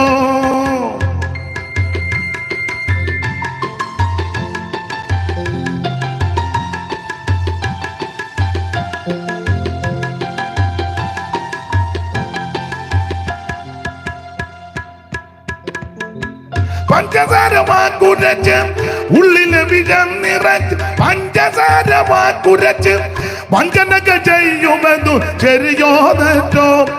ജോലി ചെയ്തു വിയർപ്പൊഴുക്കി കൂലി ചോദിച്ചാലുടനെ പോകണമെന്നോതുമതും ശരിയോ തെറ്റോ? ഇത് ശരിയോ തെറ്റോ? അപ്പോൾ ജോലി ചെയ്താൽ കൂലി കൊടുക്കത്തില്ല. തമ്പുരാക്കന്മാരുടെ വീട്ടിലൊന്നും കയറ്റുകയല്ല, മുറ്റത്ത് കയറാനൊക്കത്തില്ല. അഥവാ ചിലക്കൊക്കെ ഭക്ഷണം കൊടുത്താൽ കേട്ടിട്ടുണ്ട്, നിങ്ങളുടെ അപ്പച്ചന്മാർക്കൊക്കെ അനുഭവം കാണും. പഴയ ആൾക്കാർക്ക് മുറ്റത്ത് കുഴി കുത്തി ഇല കോട്ടി അതിനകത്തൊക്കെയാണ് കൊടുക്കുന്നത്. പള്ളിക്കൂടത്തിൽ കയറ്റുകയല്ല. ചാന്നാർ ലഹള തിരുവനന്തപുരക്കാർക്ക് അറിയാമല്ലോ. ചാന്നാർ ലഹള, മാറുമറയ്ക്കൽ സമരം. പഴയ അമ്മമാർക്ക്, പ്രായമുള്ള അമ്മമാർക്ക് മാറുമറയ്ക്കാനൊക്കത്തില്ല, ഉത്തരീയ ഇടാനൊക്കത്തില്ല, അനുവദിക്കത്തില്ല. ലഹള എന്നതറിവില്ല ചാത്തന്, എട്ടമെന്നതറിവില്ല ചാത്തന്, യക്ഷിയും പേയും ഈ. അപ്പോൾ അത് പറയാനാ ഞാൻ ഈ വന്നത്. യേശുക്രിസ്തുവിനെ അറിഞ്ഞ മിഷണറിമാര് വന്ന് അക്ഷരം പഠിക്കുവാൻ അനുവദിച്ച പാവത്തങ്ങളെ എല്ലാം വിളിച്ചു കൊണ്ടുവന്ന് അക്ഷരം പഠിപ്പിച്ചു. പള്ളിയോട് ചേർത്ത് പള്ളിക്കൂടം, അങ്ങനെ ആ പള്ളിക്കൂടം അക്ഷരം എഴുതി പഠിപ്പിച്ചു. അക്ഷരം പഠിപ്പിച്ചപ്പോൾ വിവരം ഉണ്ടായി. അതുകൊണ്ടാ ഗുരുസ്വാമി പിന്നെ പറഞ്ഞല്ലോ, വിദ്യ കൊണ്ട് പ്രബുദ്ധരാകണം, സംഘടന കൊണ്ട് ശക്തരാകണം. നിങ്ങൾ കേരളത്തിൽ തന്നെ ഉള്ളതാണോ അതോ ലണ്ടനിൽ നിന്ന് വന്നതാണോ? ഇരിപ്പ് കണ്ടിട്ടാ. അപ്പോൾ പള്ളിക്കൂടത്ത് കയറ്റുകയല്ല, അക്ഷരം പഠിക്കുവാൻ അനുവദിക്കുകയല്ല. തന്നെയല്ല, സാധുക്കളെ കൊണ്ടായി വലിയ മണിമാളികകളൊക്കെ പണിതത്. അതെ, കൂലി കൊടുക്കുകയല്ല, അങ്ങ് പണിയുക. ഇതുങ്ങളെ ഇട്ട് അന്ന് പണിയുമ്പോൾ ഇട്ട് പണിതെല്ലാം വലിയ വലിയ മേടകളെല്ലാം പണിത് ഉയർത്തി. ഒരു വരിയുണ്ട്, കേശവശാസ്ത്രി എഴുതിയ ഒരു വരിയാ. ഞാൻ അല്പം വ്യത്യാസപ്പെടുത്തി ആ പാടുന്നത്. പാട്ടറിയാവുന്നൊരു ചിലപ്പോൾ പറയും അതങ്ങനല്ല പാസ് തെറ്റിച്ചാ പാടിയത് എന്ന് നിങ്ങൾ പറയും. എന്നാലും ഇപ്പൊ അതേ ഒക്കുവുള്ളു, ഒരു ചെറിയ ഭേദഗതി വരുത്തിയേ ഒക്കുവുള്ളു. ആ വരി കേശവശാസ്ത്രി എഴുതിയ വരിയാ. സാധുവർഗത്തിന്റെ രക്തം വാട്ടിപ്പിഴിഞ്ഞതല്ലയോ, സാധുവർഗത്തിന്റെ രക്തം വാട്ടിപ്പിഴിഞ്ഞതല്ലയോ, സൗദങ്ങളും മാളികയും സമ്പത്തുമെല്ലാം, സൗദങ്ങളും മാളികയും സമ്പത്തുമെല്ലാം. അപ്പം ഈ സൗദങ്ങളും മാളികയും സകല സമ്പത്തും അധസ്ഥരാകുന്ന അധകൃതരാകുന്ന സാധുക്കളെ നല്ലതുപോലെ വാട്ടി പിഴിഞ്ഞ് പടുത്തുയർത്തിയതാണ്. എന്നാ ചിലരുടെ മുഖത്തൊരു വല്ലായ്മ.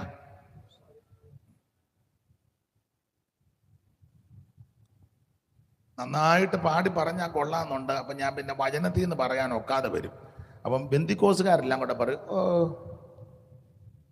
ബെന്തിക്കോസുകാർക്ക് ഇത് കേൾക്കുന്ന അത്ര വലിയ തൃപ്തിയൊന്നും അല്ല. നാളികേരം നെല്ലും മറ്റും നാനാവിധ ധാന്യങ്ങളും. ഇതിന്റെ ശബ്ദം ഇച്ചിരൂടെ കുറയ്ക്കണം മോനെ, ഞാൻ പാടുന്നത് കേൾക്കണം. അവരോട് വൈരാഗ്യം ഉണ്ടായിട്ട് നിങ്ങൾ തമ്മിൽ ധാരണയുണ്ടെന്നാ തോന്നുന്നു. നാളികേരം നെല്ലും മറ്റും നാനാവിധ ധാന്യങ്ങളും, നാളികേരം നെല്ലും മറ്റും നാനാവിധ ധാന്യങ്ങളും മാളികയിൽ തരുന്നവർ സാധുക്കളല്ലോ, മാളികയിൽ തരുന്നവർ സാധുക്കളല്ലോ. അപ്പം സാധുക്കൾ ആ നാളികേരവും നെല്ലും മറ്റതെല്ലാം കൊണ്ട് കൊടുക്കും. അയിത്തവാ. അല്ല ഞാൻ ചോദിക്കട്ടെ, എന്തോ അയിത്തമാ? കണ്ടത്തിൽ പണിയുന്നതും നെല്ല് വിത്ത് വരെ കണ്ട ഉഴുന്നതും കട്ട നിരത്തുന്നതും ഉടുന്നതും ഞാറ് നടന്നതും പിന്നെ വളവിടുന്നതും എല്ലാം സാധുക്കളാ. പിന്നെ ഇത് കൊയ്യണം മെതിക്കണം, അത് പദമാക്കി അങ്ങ് മാളിയെ കൊണ്ട് കൊടുക്കും. അന്നേരം വല്ല ആയുധമാ. അത് ചോറ് വെച്ച് വലിയ ദൂഷണിൽ വെട്ടിയിട്ട് പണ്ടിവയറുമായിട്ടിരുന്ന് നല്ല വെട്ടുന്നതിന് ഒരു ആയുധം മനസ്സിലാകാരിയാന്നോ?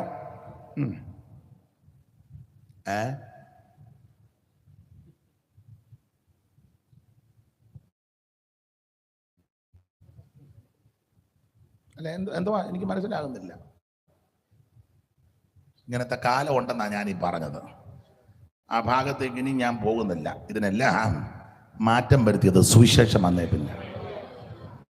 അതെ, അതെവിടെയും പറഞ്ഞോണം, ആരോടും പറഞ്ഞോണം. എവിടെയും പറയാൻ കൊള്ളാവുന്ന ഇതാ.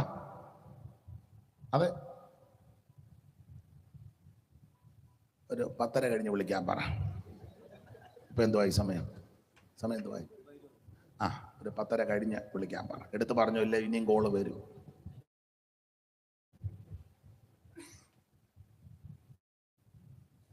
അപ്പൊ ശ്രദ്ധിക്കുക.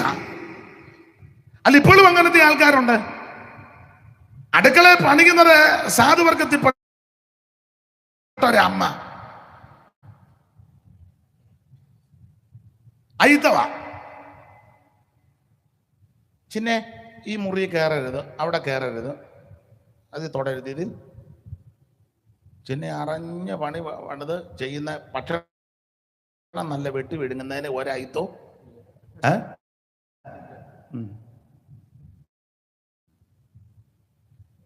മനസ്സിലാകാഴിയാന്നോ എന്നെ പൊട്ടങ്ങൾ. ഈ ഐത്തത്തിനും അനാചാരത്തിനും ദുരാചാരത്തിനും ഒക്കെ മാറ്റം വരുത്തിയത് സുവിശേഷം വന്നേ പിന്നെ. സതി എന്ന് പറയുന്ന ഒരു സമ്പ്രദായം ഉണ്ടായിരുന്നു. നമ്മുടെ തെക്കേലെ സതിയല്ല, അതൊരു സമ്പ്രദായമാ. ഞാൻ പറഞ്ഞത് വേറൊരു സമ്പ്രദായം. ഭർത്താവ് മരിച്ചാൽ ചിതേ ചാടി മരിക്കണം. അതിന് മാറ്റം വരുത്താൻ മുഖാന്തരം ഈ സുവിശേഷമാണ്. ചരിത്രം വേറെ രീതിയിലൊക്കെ എഴുതി വെച്ചിട്ടുണ്ട്. നിങ്ങൾ നന്നായിട്ട് ചരിത്രം പഠിക്കും, നിഷ്പക്ഷമായിട്ട് പഠിക്കും.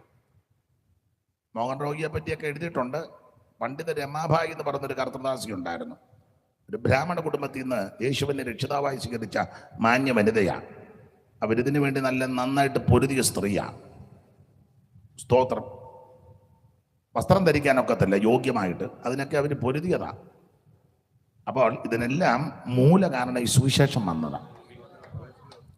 2 അക്ഷരം കൂട്ടി വായിക്കാനും മാന്യമായിട്ട് വസ്ത്രം ധരിക്കാനും പള്ളിക്കൂടത്തിൽ പോകാനും അക്ഷരം പഠിക്കാനും വിദ്യാഭ്യാസത്തിന് ഇടവന്നതും യോഗ്യമായിട്ട് ജീവിക്കുവാനും പഠിക്കാനും പഠിപ്പിക്കാനും നടക്കാനും പോകാനും ഒക്കെ ഇടയാക്കിയത് സുവിശേഷമാണ്. അതുകൊണ്ട് എവിടെയും പറയാൻ കൊള്ളാവുന്നതാ സുവിശേഷം. ഇപ്പോഴും ചിലയിടത്ത് ഐത്തമുണ്ട്. ഇന്നാൾ ഒരു തള്ള പറഞ്ഞ് ഇനി ആൾക്കാർ മോഹിനിയാട്ടം എന്നല്ലേ അകത്ത് കിടക്കുക. തള്ളക്ക് എന്നെ ഇഷ്ടമല്ലെന്ന് തോന്നുന്നു. അതെ,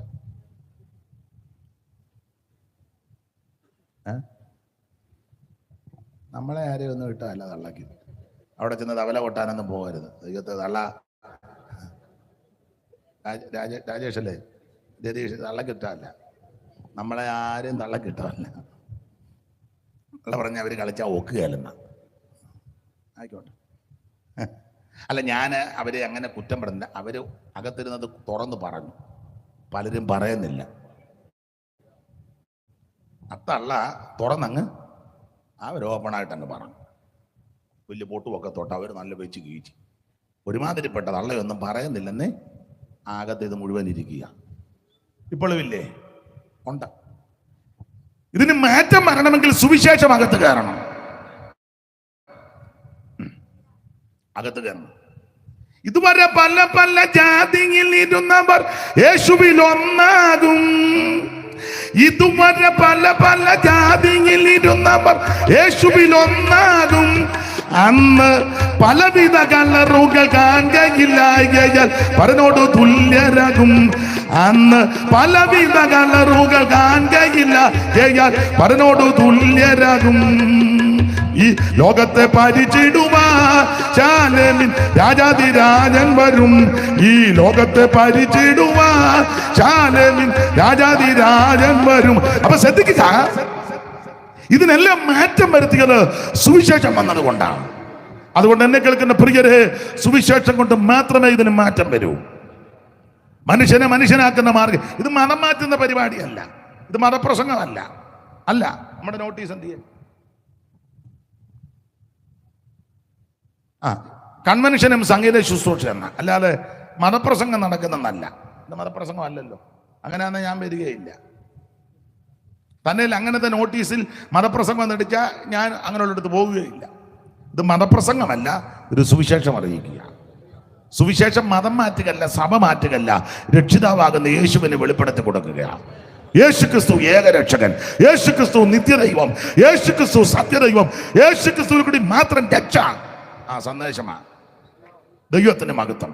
ആട്ടെ, സമയത്തെ ഭയപ്പെടുന്നത് കൊണ്ട് അധികം വിവരിക്കുന്നില്ല. കാരണം ഇത് മറ്റുള്ളവരോട് അറിയണമല്ല നമ്മൾ എന്തുവായി പറയുന്നത്. അതിന് ഞാൻ ചില കാര്യങ്ങൾ സൂചിപ്പിച്ചെന്നേ ഉള്ളൂ. നിങ്ങൾക്കെല്ലാം ഇത് അറിയാം, നിങ്ങൾക്ക് എല്ലാം അറിയാം. ഇരിപ്പ് കാണുമ്പോൾ എനിക്കും അറിയാം, എല്ലാം അറിയാം. നിങ്ങൾ എവിടെ ഇരിക്കുന്നത്? ഓ, പാസ്റ്റർ അങ്ങോട്ട് ശോഭിക്കുന്നില്ലെന്നാ. അങ്ങോട്ട് ശോഭിക്ക്. ഞാൻ ഈ കസേര തട്ടി താഴ്ത്ത് കളഞ്ഞ് ഇതിലേക്കിടന്ന് ഓടിയ സ്റ്റാൻഡും തട്ടി ഇട്ടേച്ച് അങ്ങോട്ടൊരു ഓട്ടം ഓടി 2 പെണ്ണുങ്ങളെ എന്തെങ്കിലും താഴെ ഇടുക എന്നെങ്കിൽ നന്നായിട്ട് ശോഭിച്ചു പാസ്റ്റർ. പിന്നെ ഇന്നങ്ങനെ ശോഭിക്കുന്നില്ല. ഇന്ന് നിങ്ങൾ അങ്ങ് ശോഭിക്കുക. ദൈവത്തിന് മഹത്വം. എല്ലാവർക്കും ആവശ്യമായ സുവിശേഷം. സുവിശേഷം എന്ന് പറഞ്ഞാൽ യേശുക്രിസ്തു സകല ആൾക്കാർക്കും, സകല മനുഷ്യർക്കും രക്ഷാകരമായ ദൈവകൃപ എല്ലാവരും ഏറ്റെടുക്കണം. അതിനാണ് ഇത് പറയുന്നത്. ആട്ടെ, എടുത്ത വിഷയത്തിലേക്ക് മടങ്ങി വരാം. എബ്രായ ലേഖനം യേശുക്രിസ്തുവിന്റെ മഹിമ വെളിപ്പെടുത്തുകയാണ്. എല്ലാവരും ശ്രേഷ്ഠനാകുന്നവനായ യേശുക്രിസ്തു, ഊനമില്ലാത്തവൻ, പാപമില്ലാത്തവൻ, പാപം ചെയ്യാത്തവൻ, പാപം തീണ്ടാത്തവൻ, പാപമേശാത്ത പരമവിശുദ്ധനാ ക്രിസ്തു. സ്തോത്രം. യാതൊരു അപാകതയും യേശുവിലില്ല. പല കോടതി മാറി മാറി വിസ്തരിച്ചിട്ട് ഒരു കുറ്റവും കണ്ടില്ലല്ലോ.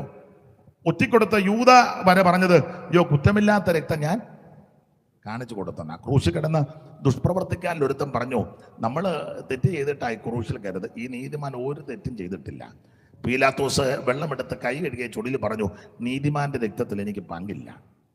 സ്തോത്രം. കർത്താവിൻ്റെ തിരുമരണ സമയത്ത് ഭൂമി കുലുങ്ങി, പാറകൾ പിളർന്നു, കല്ലറകൾ തുറന്നു, സൂര്യൻ കരിമ്പടം പോലെ കറുത്തു, ദൈവാലയത്തിലെ തിരശീലം മുകളിൽ നിന്ന് 2ആയിട്ട് ചീന്തി.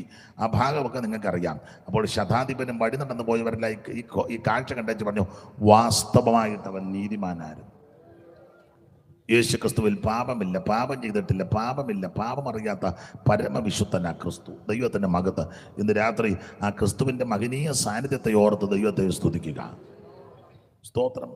TKS പാടിയ പാട്ടിൻ്റെ ഒരു വരിയുണ്ട് ഇങ്ങനെ: കലിച്ചതല്ലേശം കാണുന്നില്ലേ മനുഷ്യനിലം മുറ ചെയ്തുതാൻ, കലിച്ചതല്ലേശം കാണുന്നില്ലേ മനുഷ്യനിലം മുറ ചെയ്തുതാൻ, മരണമതിൻ വിധിയെഴുതിയ ദിവനെ പ്രതിമാത്രം ഭൂവി അത്ഭുതം. അപ്പോൾ യാതൊരു കലുഷതയും യേശുവിലില്ല, ഒരു ഊനവുമില്ല, ഒരു അപാകതയില്ല. പരമവിശുദ്ധനാ യേശുക്രിസ്തു.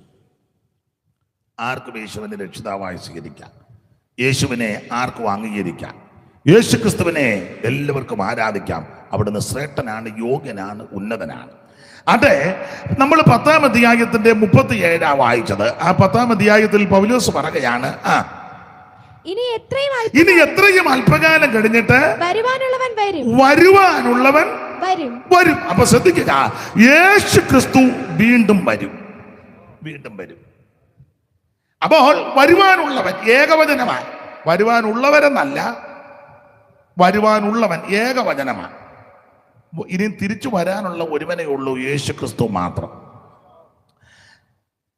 എബ്രായ ലേഖനം 9-ാം അധ്യായത്തിന്റെ 28 ഒരു പദമുണ്ട്, വായിച്ച് 9:28. ക്രിസ്തുവും അങ്ങനെ തന്നെ അനേകരുടെ പാപങ്ങളെ ചുമപ്പാൻ ഒരിക്കൽ അർപ്പിക്കപ്പെട്ട് തനിക്കായി കാത്തു നിൽക്കുന്നവരുടെ രക്ഷയ്ക്കായി അവൻ പാപം കൂടാതെ രണ്ടാമതും പ്രത്യക്ഷനാകും. അപ്പോൾ രണ്ടാമതും പ്രത്യക്ഷനാകും. അപ്പൊ അതിന്റെ അർത്ഥം എന്നാ?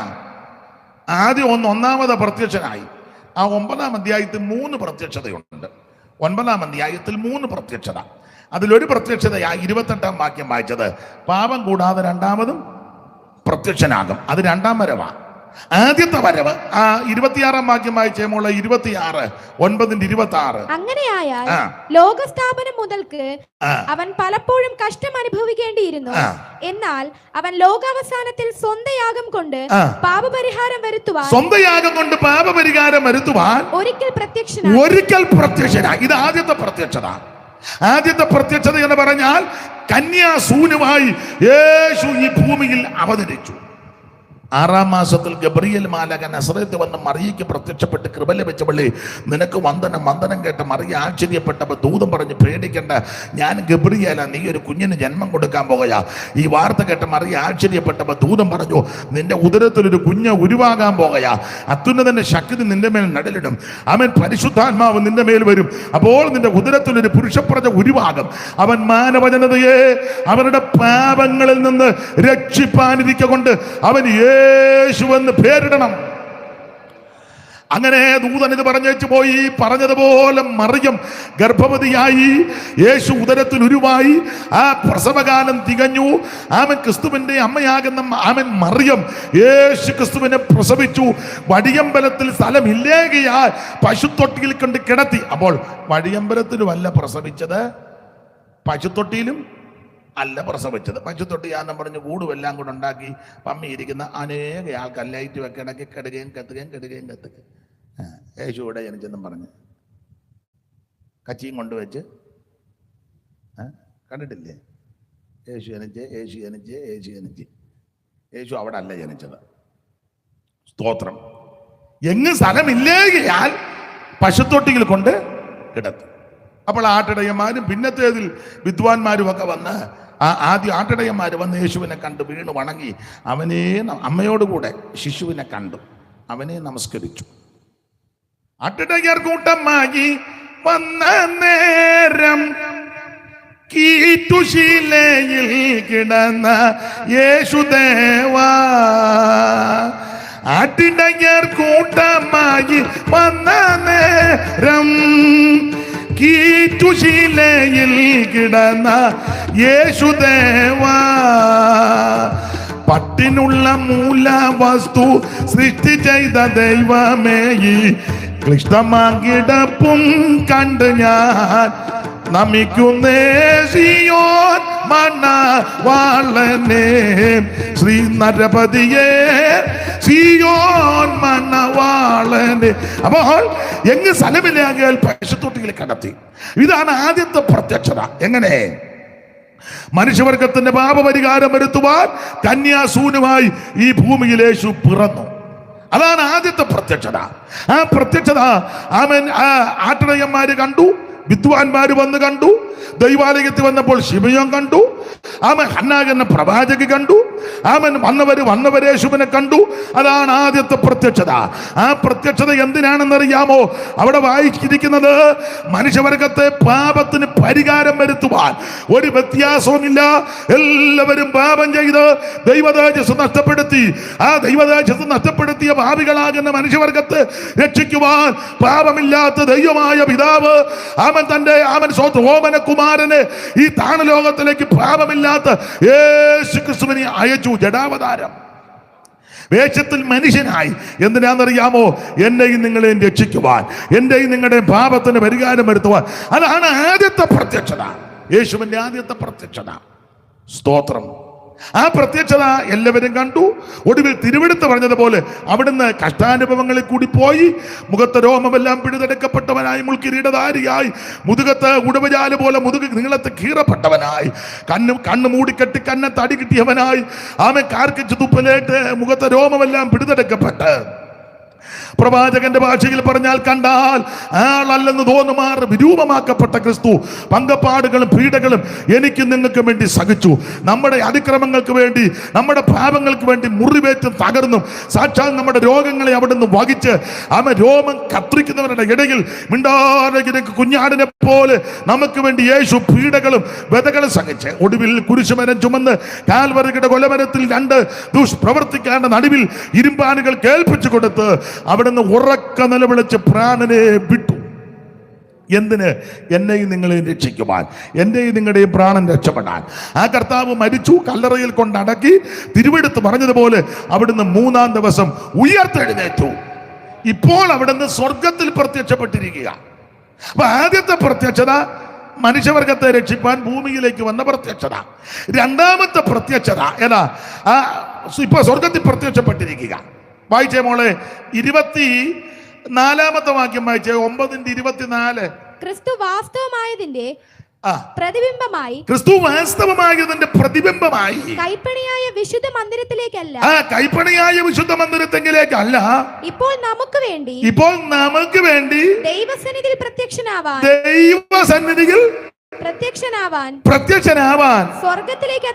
സ്വർഗത്തിലേക്ക് ഇപ്പൊ പോയി. അപ്പൊ ശ്രദ്ധിക്കുക, ഒരിക്കൽ പ്രത്യക്ഷപ്പെട്ടു. എന്തിന്? എന്റെയും നിന്റെയും പാപങ്ങൾ പരിഹരിക്കാൻ. അത് പരിഹരിച്ചു. അതുകൊണ്ട് ആ ക്രൂശിൽ കിടന്നപ്പോൾ പറഞ്ഞത് സകലത് നിവൃത്തിയായി. ഇതെങ്ങനെ പ്രാപിക്കാം? നീ വിശ്വസിച്ച് ഏറ്റെടുത്താൽ. യേശു ക്രിസ്തുവിനെ വിശ്വസിച്ച്, യേശുവിന്റെ പാപങ്ങൾക്ക് വേണ്ടി മരിച്ചു, യേശുവിന്റെ പരിശുദ്ധ രക്തം എന്റെ സകല പാപങ്ങളും ബോധ്യനെ ശുദ്ധീകരിക്കുമെന്ന് വിശ്വസിച്ച് യേശു ക്രിസ്തുവിനെ ഉള്ളത്തിൽ ഏറ്റെടുത്താൽ നിന്റെ പാപത്തിനും പരിഹാരം. ആ പരിഹാരം വരുത്തി ഇപ്പോൾ സ്വർഗത്തിലേക്ക് പോയി അവിടെ പിതാവിന്റെ സന്നിധി പ്രത്യക്ഷപ്പെട്ടു. ഇപ്പൊ എന്തോടുക്കുകയെന്നറിയാമോ? ഇപ്പൊ പക്ഷപാതം ചെയ്യുക. വായിച്ചേ 10-ാം അധ്യായത്തിന്റെ 19 മുതൽ വായിര്, 10-19 മുതൽ വായിര്. അതുകൊണ്ട് സഹോദരന്മാരെ, യേശു തന്റെ ദേഹമെന്ന തിരിച്ചിൽ കൂടി നമുക്ക് പ്രതിഷ്ഠിച്ച ജീവനുള്ള പുതുവഴിയായി തന്റെ രക്തത്താൽ വിശുദ്ധ മന്ദിരത്തിലേക്കുള്ള പ്രവേശനത്തിന് ധൈര്യവും ദൈവാലയത്തിന്മേലൊരു മഹാപുരോഗതിന് നമുക്കുള്ളത് കൊണ്ട് നാം ദുർമനസാക്ഷി നീങ്ങമാന ഹൃദയങ്ങളിൽ തളിക്കപ്പെട്ടവരും ശുദ്ധവെള്ളത്താൽ ശരീരം കഴുകപ്പെട്ടവരുമായി വിശ്വാസത്തിന്റെ പൂർണ്ണത ചെയ്യുമ്പോൾ പരമാർത്ഥ ഹൃദയത്തോടെ അടുത്തു ചെല്ലണം. ഈ കണ്ണിക പിടിക്കുമ്പോൾ ഇപ്പോൾ യേശു സ്വർഗത്തിൽ എനിക്ക് നിങ്ങൾക്ക് വേണ്ടി പക്ഷപാതം ചെയ്യുകയാണ്. ആ പക്ഷപാതം ചെയ്യുന്ന യേശു ക്രിസ്തു അധികം താമസിക്കാതെ വീണ്ടും വരും. ആ പ്രത്യക്ഷത 9:28 പൗലോസ് പറഞ്ഞത് പാപം കൂടാതെ രണ്ടാമതും പ്രത്യക്ഷപ്പെടും. ഈ കാര്യമാണ് 10:37 ഒന്നുകൂടെ ആവർത്തിക്കുക. ഇനി എത്രയും അല്പകാലം കഴിഞ്ഞിട്ട് വരുവാനുള്ളവൻ വരും. ആര് വരും? യേശു ക്രിസ്തു വീണ്ടും വരും. ഇനി വരുന്നത് എന്തിനാണെന്നറിയാമോ? തിരുസഭയെ ചേർക്കാനാ. യേശു വീണ്ടും വരുമോ? വരും. അങ്ങനെയാണ് അവൻ വരും. ആട്ടെ, ഈ 10 മണിക്ക് ഇത്രയും ഒപ്പിക്കുന്നല്ലോ വലിയ കാര്യം. വരുമേ തിരുവായി മൊഴിഞ്ഞവനരുളിഞ്ഞപ്പോൾ വചനം നിറവേറ്റാൻ വന്ന സഭയെ ചേർക്കുവാൻ വേഗം മഹിമയിലെടുപ്പാൻ കൊണ്ടുവീഴുന്നു ജാലയിൽ പോയി ചേർത്ത് പന്തിയിലിരുത്താൻ. കൊണ്ടുവീഴുന്നു ജാലയിൽ പോയി ചേർത്ത് പന്തിയിലിരുത്താൻ. കൊണ്ടുവീഴുന്നു ജാലയിൽ പോയി കൊണ്ടുവീഴുന്നു ജാലയിൽ പോയി ചേർത്ത്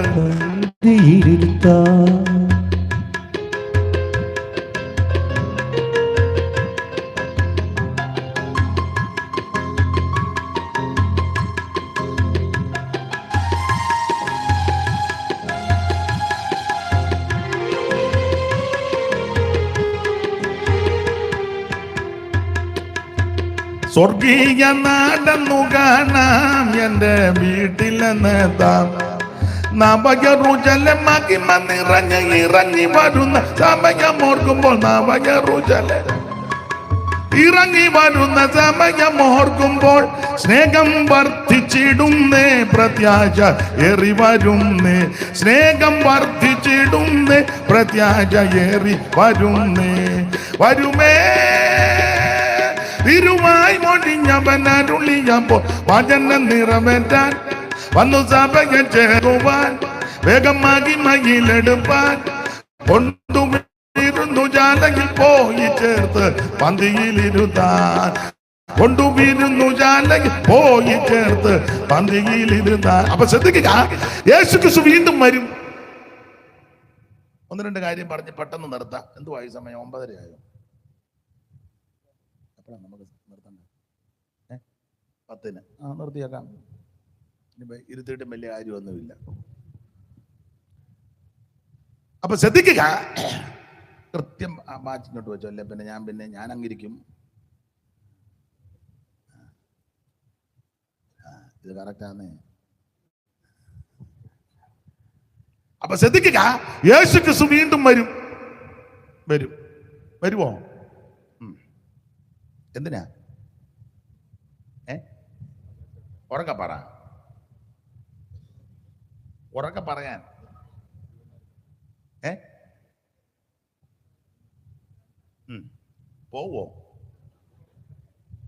പോവോന്ന്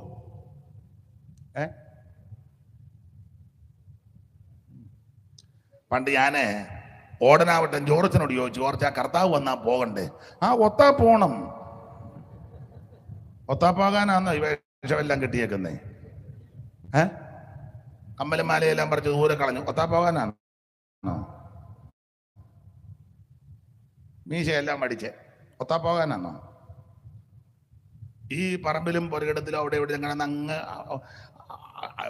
അലറുക, ക്ലോറി ഹല്ലേലൂയ എന്ന് പറഞ്ഞാല് ഒത്താപ്പോകാനാണോ? പറ. അല്ല. കള്ള് കുടിക്കാതെ ഈശ്വരനൊന്നും കുടിച്ചില്ല. കുടിച്ചോ? ഇല്ല. എന്തിനാ കുടിക്കാതിരുന്നേ? ഛർദിക്കും. പക്ഷേ പഴയതുപോലെ അല്ല. പണ്ടൊക്കെ നല്ല പിടി ഇപ്പോഴേ അതാണോ കുടിക്കാതിരുന്നേ? പറ. പറ മോനെ. അതോ അടിച്ചോ?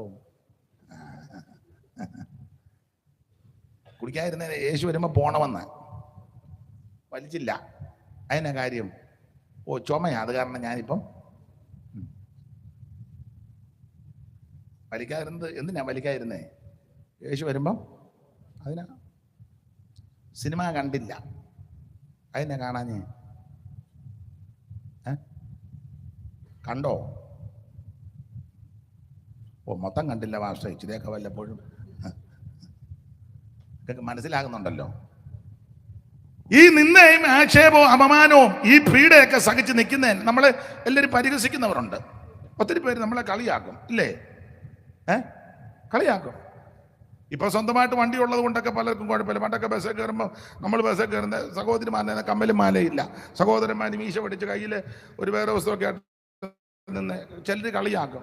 ആദ്യം കാണുമ്പോഴേ ഉടനെ അടുത്തിരുന്ന പുള്ളി വയ്ക്കുക, ഇല്ലേ? ഉടനെ നമ്മളവൻ്റെ കരുത്തിൽ കയറി പിടിക്കുകയാണോ? അല്ല, നമ്മൾ ശാന്തമായിട്ട് അവിടെ നിൽക്കുക. ഇത് സഹിച്ചേ ആക്ഷേപിക്കും നമ്മളെ. പണ്ടൊക്കെ പറയാറുണ്ട് പെന്തിക്കോസ് ചേരണം കപ്പയും മീനും. അത് കളിയാക്കി പാടി. ഇപ്പം കപ്പയ്ക്ക് വലിയ ഡിമാൻഡാണ്. അതെ, വലിയ സ്റ്റാർ ഹോട്ടലിലൊക്കെ ചെന്നാൽ കപ്പ ചോദിച്ചാൽ നമ്മളെ കളിയാക്കിയതാ. അതിപ്പോൾ ഏറ്റവും നല്ല കപ്പയ്ക്ക് എന്നെ ഇംഗ്ലീഷിൽ പറയുന്നത്. ഒരു ഇംഗ്ലീഷ് ഇരിക്കട്ടെ, നമ്മുടെ യോഗം തീരുകയല്ലേ ഇന്ന്. ഉണ്ടോ? എന്തോ നമ്മളെ ടപ്പിയൊക്കെ അതാ വലിയ വലിയ സ്റ്റാർ ഹോട്ടൽ അങ്ങനെ എഴുതി വെച്ചിട്ടുണ്ട്. നമ്മളെ കളിയാക്കിയതാ. പെന്തിക്കോസിൽ ചേരണം കപ്പയും മീനും. അതിപ്പോൾ ഏറ്റവും നല്ല ഫുഡാക്കി ദൈവം തീർത്തു. പണ്ട് നമ്മളെ അല്ലേലിയ പറയുന്ന കളിയാക്കിയ ആൾക്കാർ ഇപ്പം അല്ലലിയോ അല്ലലിയോ അല്ലല്ലോ നിർത്തുന്നില്ല. നിങ്ങൾ കേട്ടിട്ടില്ലേ? പണ്ട് നമ്മളിപ്പോൾ പറയുന്നുമില്ല. അതായിപ്പം നേരെ തിരിഞ്ഞു. നമ്മളിപ്പോൾ പറഞ്ഞ ഹോളുള്ളൂ, പിന്നെ അനങ്ങാനും മേലെ മിണ്ടുന്നുമില്ലല്ലോ. പരിഹസിച്ചെന്ന് ഒത്തിരി പേര്. സ്തോത്രം. അപ്പൊ ഈ നിന്നയും ഈ അപമാനമൊക്കെ സഹിച്ച് നിൽക്കുന്ന എന്തിനാ? യേശുവിന്റെ വരവിൽ പോകാനാ. സ്തോത്രം. യേശു ക്രിസ്തു വീണ്ടും വരും. ഒരിക്കൽ വന്നു. എന്തിന്? പാപപരിഹാരം വരുത്താൻ. വരുത്തിയേച്ച് സ്വർഗത്തിൽ പോയി. ഇപ്പോൾ അവിടെ പ്രത്യക്ഷപ്പെട്ട് നമുക്ക് വേണ്ടി പക്ഷപാതം ചെയ്യുന്ന യേശു ക്രിസ്തു അധികം താമസിക്കാതെ വീണ്ടും വരും. യേശു ക്രിസ്തു വീണ്ടും വരും. തെളിവെന്നാ? ഏറ്റവും വലിയ തെളിവ് യേശു പറഞ്ഞേച്ചാ പോയത്. അതെ, പറഞ്ഞേച്ചാ. വായിച്ചോ, സുബി വായിക്കാമോ മോളെ? 14:1 യോഹന്നാന്റെ സുവിശേഷം 14:1 വായിച്ചോ. നോക്കുന്ന ഭാഗ്യം വരണം. നിങ്ങളുടെ ഹൃദയം കലങ്ങിപ്പോകരുത്. ദൈവത്തിൽ വിശ്വസിപ്പിൻ, എന്നിലും വിശ്വസിപ്പിൻ. എന്റെ പിതാവിന്റെ ഭവനത്തിൽ അനേകം വാസസ്ഥലങ്ങളുണ്ട്. ഇല്ലെങ്കിൽ ഞാൻ നിങ്ങളോട് പറയുമായിരുന്നു, ഞാൻ നിങ്ങൾക്ക് സ്ഥലം ഒരുക്കുവാൻ പോകുന്നു. ഞാൻ പോയി നിങ്ങൾക്ക് സ്ഥലം ഒരുക്കിയാൽ ഞാൻ ഇരിക്കുന്ന ഇടത്ത് നിങ്ങളും ഇരിക്കേണ്ടതിന് പിന്നെയും വന്ന് നിങ്ങളെ എന്റെ അടുത്ത് പിന്നെയും വന്ന്. അപ്പോൾ യേശു ക്രിസ്തു വീണ്ടും വരും. തെളിവ് യേശു ക്രിസ്തു പറഞ്ഞേച്ചാ പോയത്. ഇവിടുന്ന് പോകുമ്പോഴേ ഇതുപോലെ പറഞ്ഞേച്ച് പോയൊരൊറ്റ നേതാവിന്റെ പേര് നിങ്ങൾ പറ. ഞാൻ പോയിച്ച് ഇന്ത്യയുടെ രാഷ്ട്രപിതാവ് മഹാത്മജി. കൂടെ നിന്നവരോടും ആരോടും ഞാൻ എന്നാ പോയിച്ച് വരാമെന്ന് പുള്ളി പറഞ്ഞില്ല. ഇരുമ്പ് വനിത എന്നൊക്കെയാ പറഞ്ഞത്. ഇന്ദിരാഗാന്ധി പോയിച്ച് വരാമെന്ന് പറഞ്ഞോ? ഇല്ല. ഇവിടെ ധാരാളം മിടുക്കന്മാരെല്ലാം വന്നു. സമർത്ഥനായ സീസറും പ്രശസ്തനായ ഹോമറും സപ്തമറ്റ സോളമൻ തുടങ്ങിയുള്ള വിജ്ഞരും എല്ലാവരും വന്ന് ഇവിടുന്ന് പോയി. ഞാൻ ഇപ്പൊ പോവുക, തിരിച്ചു വരാന്ന് പറഞ്ഞു. ആരും പറഞ്ഞില്ല. ആരും വരാന്നല്ല, ഒന്നും പറയാതാന്നല്ല പോയത്. നമ്മൾ ഈ സോളമൻ എങ്ങനെയാ മരിച്ചു? വല്ലതും പറഞ്ഞോ? ഇല്ല. പറയണമെന്നുണ്ടായിരുന്ന പറയാനൊക്കെ നാക്കുമൊക്കെ വന്ന്, പക്ഷെ കുഴഞ്ഞു പോയി. ഒന്നും യേശു കുഴഞ്ഞേച്ചല്ല പോയത്. പോകുന്നതിന് മുന്നേ തന്നെ സേവിച്ച ശിഷ്യവൃന്ദങ്ങളെല്ലാം വിളിച്ചു കൂട്ടി വെച്ച് പറഞ്ഞു, ഹൃദയം കലങ്ങരുത്, ഞാൻ പോവുക, പോയി നിങ്ങൾക്ക് സ്ഥലം ഒരുക്കാൻ പോവുക, ഒരുക്കി ക്രമപ്പെടുത്തി തിരിച്ചു വരും. വന്ന് ഞാനിരിക്കുന്ന ഇടത്ത് നിങ്ങളെയും ഇരുത്തേണ്ടതിന് പിന്നെയും വന്ന് നിങ്ങളെ എൻ്റെ അടുക്കൽ യേശു പറഞ്ഞേച്ചാ പോയത്. സത്യമായി എന്നിലും നിത്യപിതാവിലും, സത്യമായി എന്നിലും നിത്യപിതാവിലും,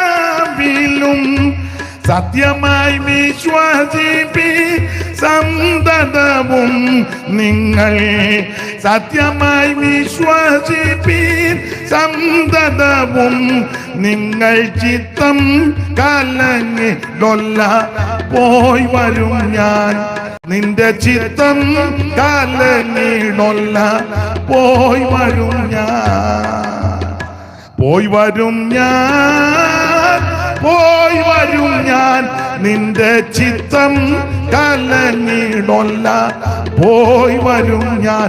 അപ്പൊ യേശു ക്രിസ്തു പറഞ്ഞു, ഹൃദയം കലങ്ങരുത്, ഞാൻ തിരിച്ചു വരും. അപ്പൊ യേശു വീണ്ടും വരുമെന്നുള്ളതിന് ഏറ്റവും വലിയ ഉറപ്പ് അവിടുന്ന് പറഞ്ഞേച്ചാ പോയത്. ഇതുപോലെ പറഞ്ഞേച്ചു പോയ ഒരു ഗുരുക്കന്മാരുമില്ല, ഒരു മത നേതാക്കന്മാരുമില്ല, ഒരു രാഷ്ട്രീയ ഉന്നതയിൽ വന്നവരുമില്ല, ഒരു സാമുദായിക പരിഷ്കർത്താക്കളുമില്ല, ഒരു മന്ത്രിയില്ല, തന്ത്രിയില്ല, ഒരു രാജാവും പറഞ്ഞിട്ടില്ല ഞാൻ തിരിച്ചു വരാന്ന്.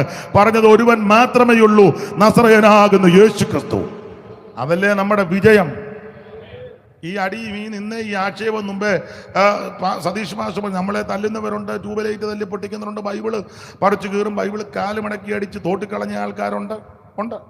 ഉപദേശിമാരെ അടിച്ച് ഉപദ്രവിച്ചവരുണ്ട്, പരസ്യവും നടത്തുമ്പം ബഹളം ഉണ്ടാക്കിയവരുണ്ട്, പലരുണ്ട്. നമ്മൾ തന്നെ തിരിച്ചൊന്നും പറയാത്ത, നമുക്കിതൊന്നും വിഷയമല്ല. തിരിച്ചടിക്കുന്നത് നമ്മുടെ മാർഗമല്ല, തിരിച്ച് പ്രതികരിക്കുന്നത് മാർഗമല്ല. നമുക്കൊരു ഉറപ്പുണ്ട്, പുള്ളി തിരിച്ചു വീണ്ടും വരും. വന്ന് താൻ ഇരിക്കുന്നിടത്ത് നമ്മളെ കൊണ്ടുചെന്ന് ഇരുത്തും. അതുകൊണ്ട് ഇവിടുത്തെ കഷ്ടതയും ദുരിതവും ദുഃഖവും ഒന്നും നമുക്ക് വലിയ വിഷയമല്ല. സങ്കീർത്തനക്കാരൻ പാടിയിരിക്കുന്നത്, ഇത് വേഗം തീരും, ഞങ്ങൾ അങ്ങ് പറന്നും പോകും. Praise the Lord.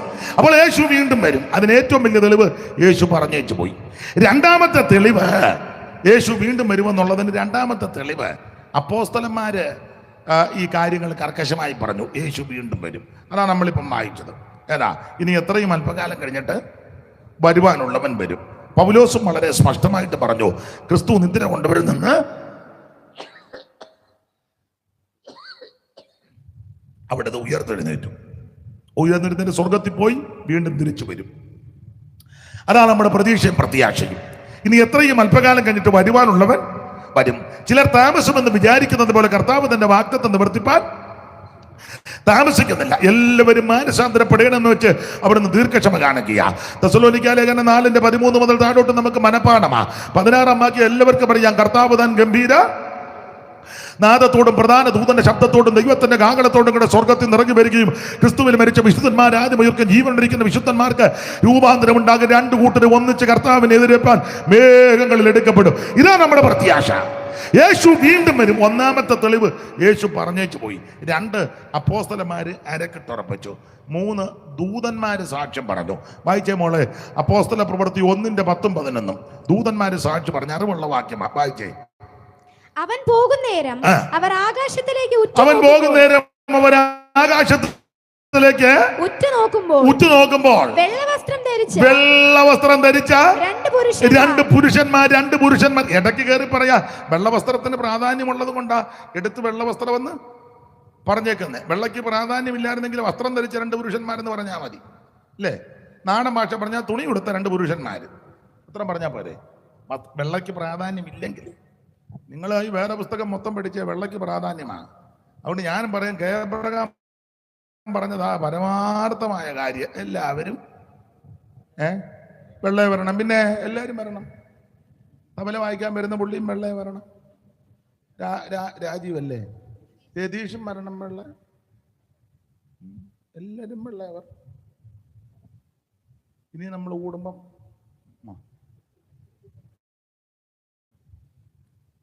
ഇതൊരു ശുശ്രൂഷയല്ലേ? സ്തോത്രം. അല്ല, കലാമണ്ഡലത്തിൽ നിന്ന് ഇറങ്ങി വരും പോലെ വരരുത് സഭായത്തിന്. മനസ്സിലാകും? വെള്ളയ്ക്ക് പ്രാധാന്യമുണ്ട്.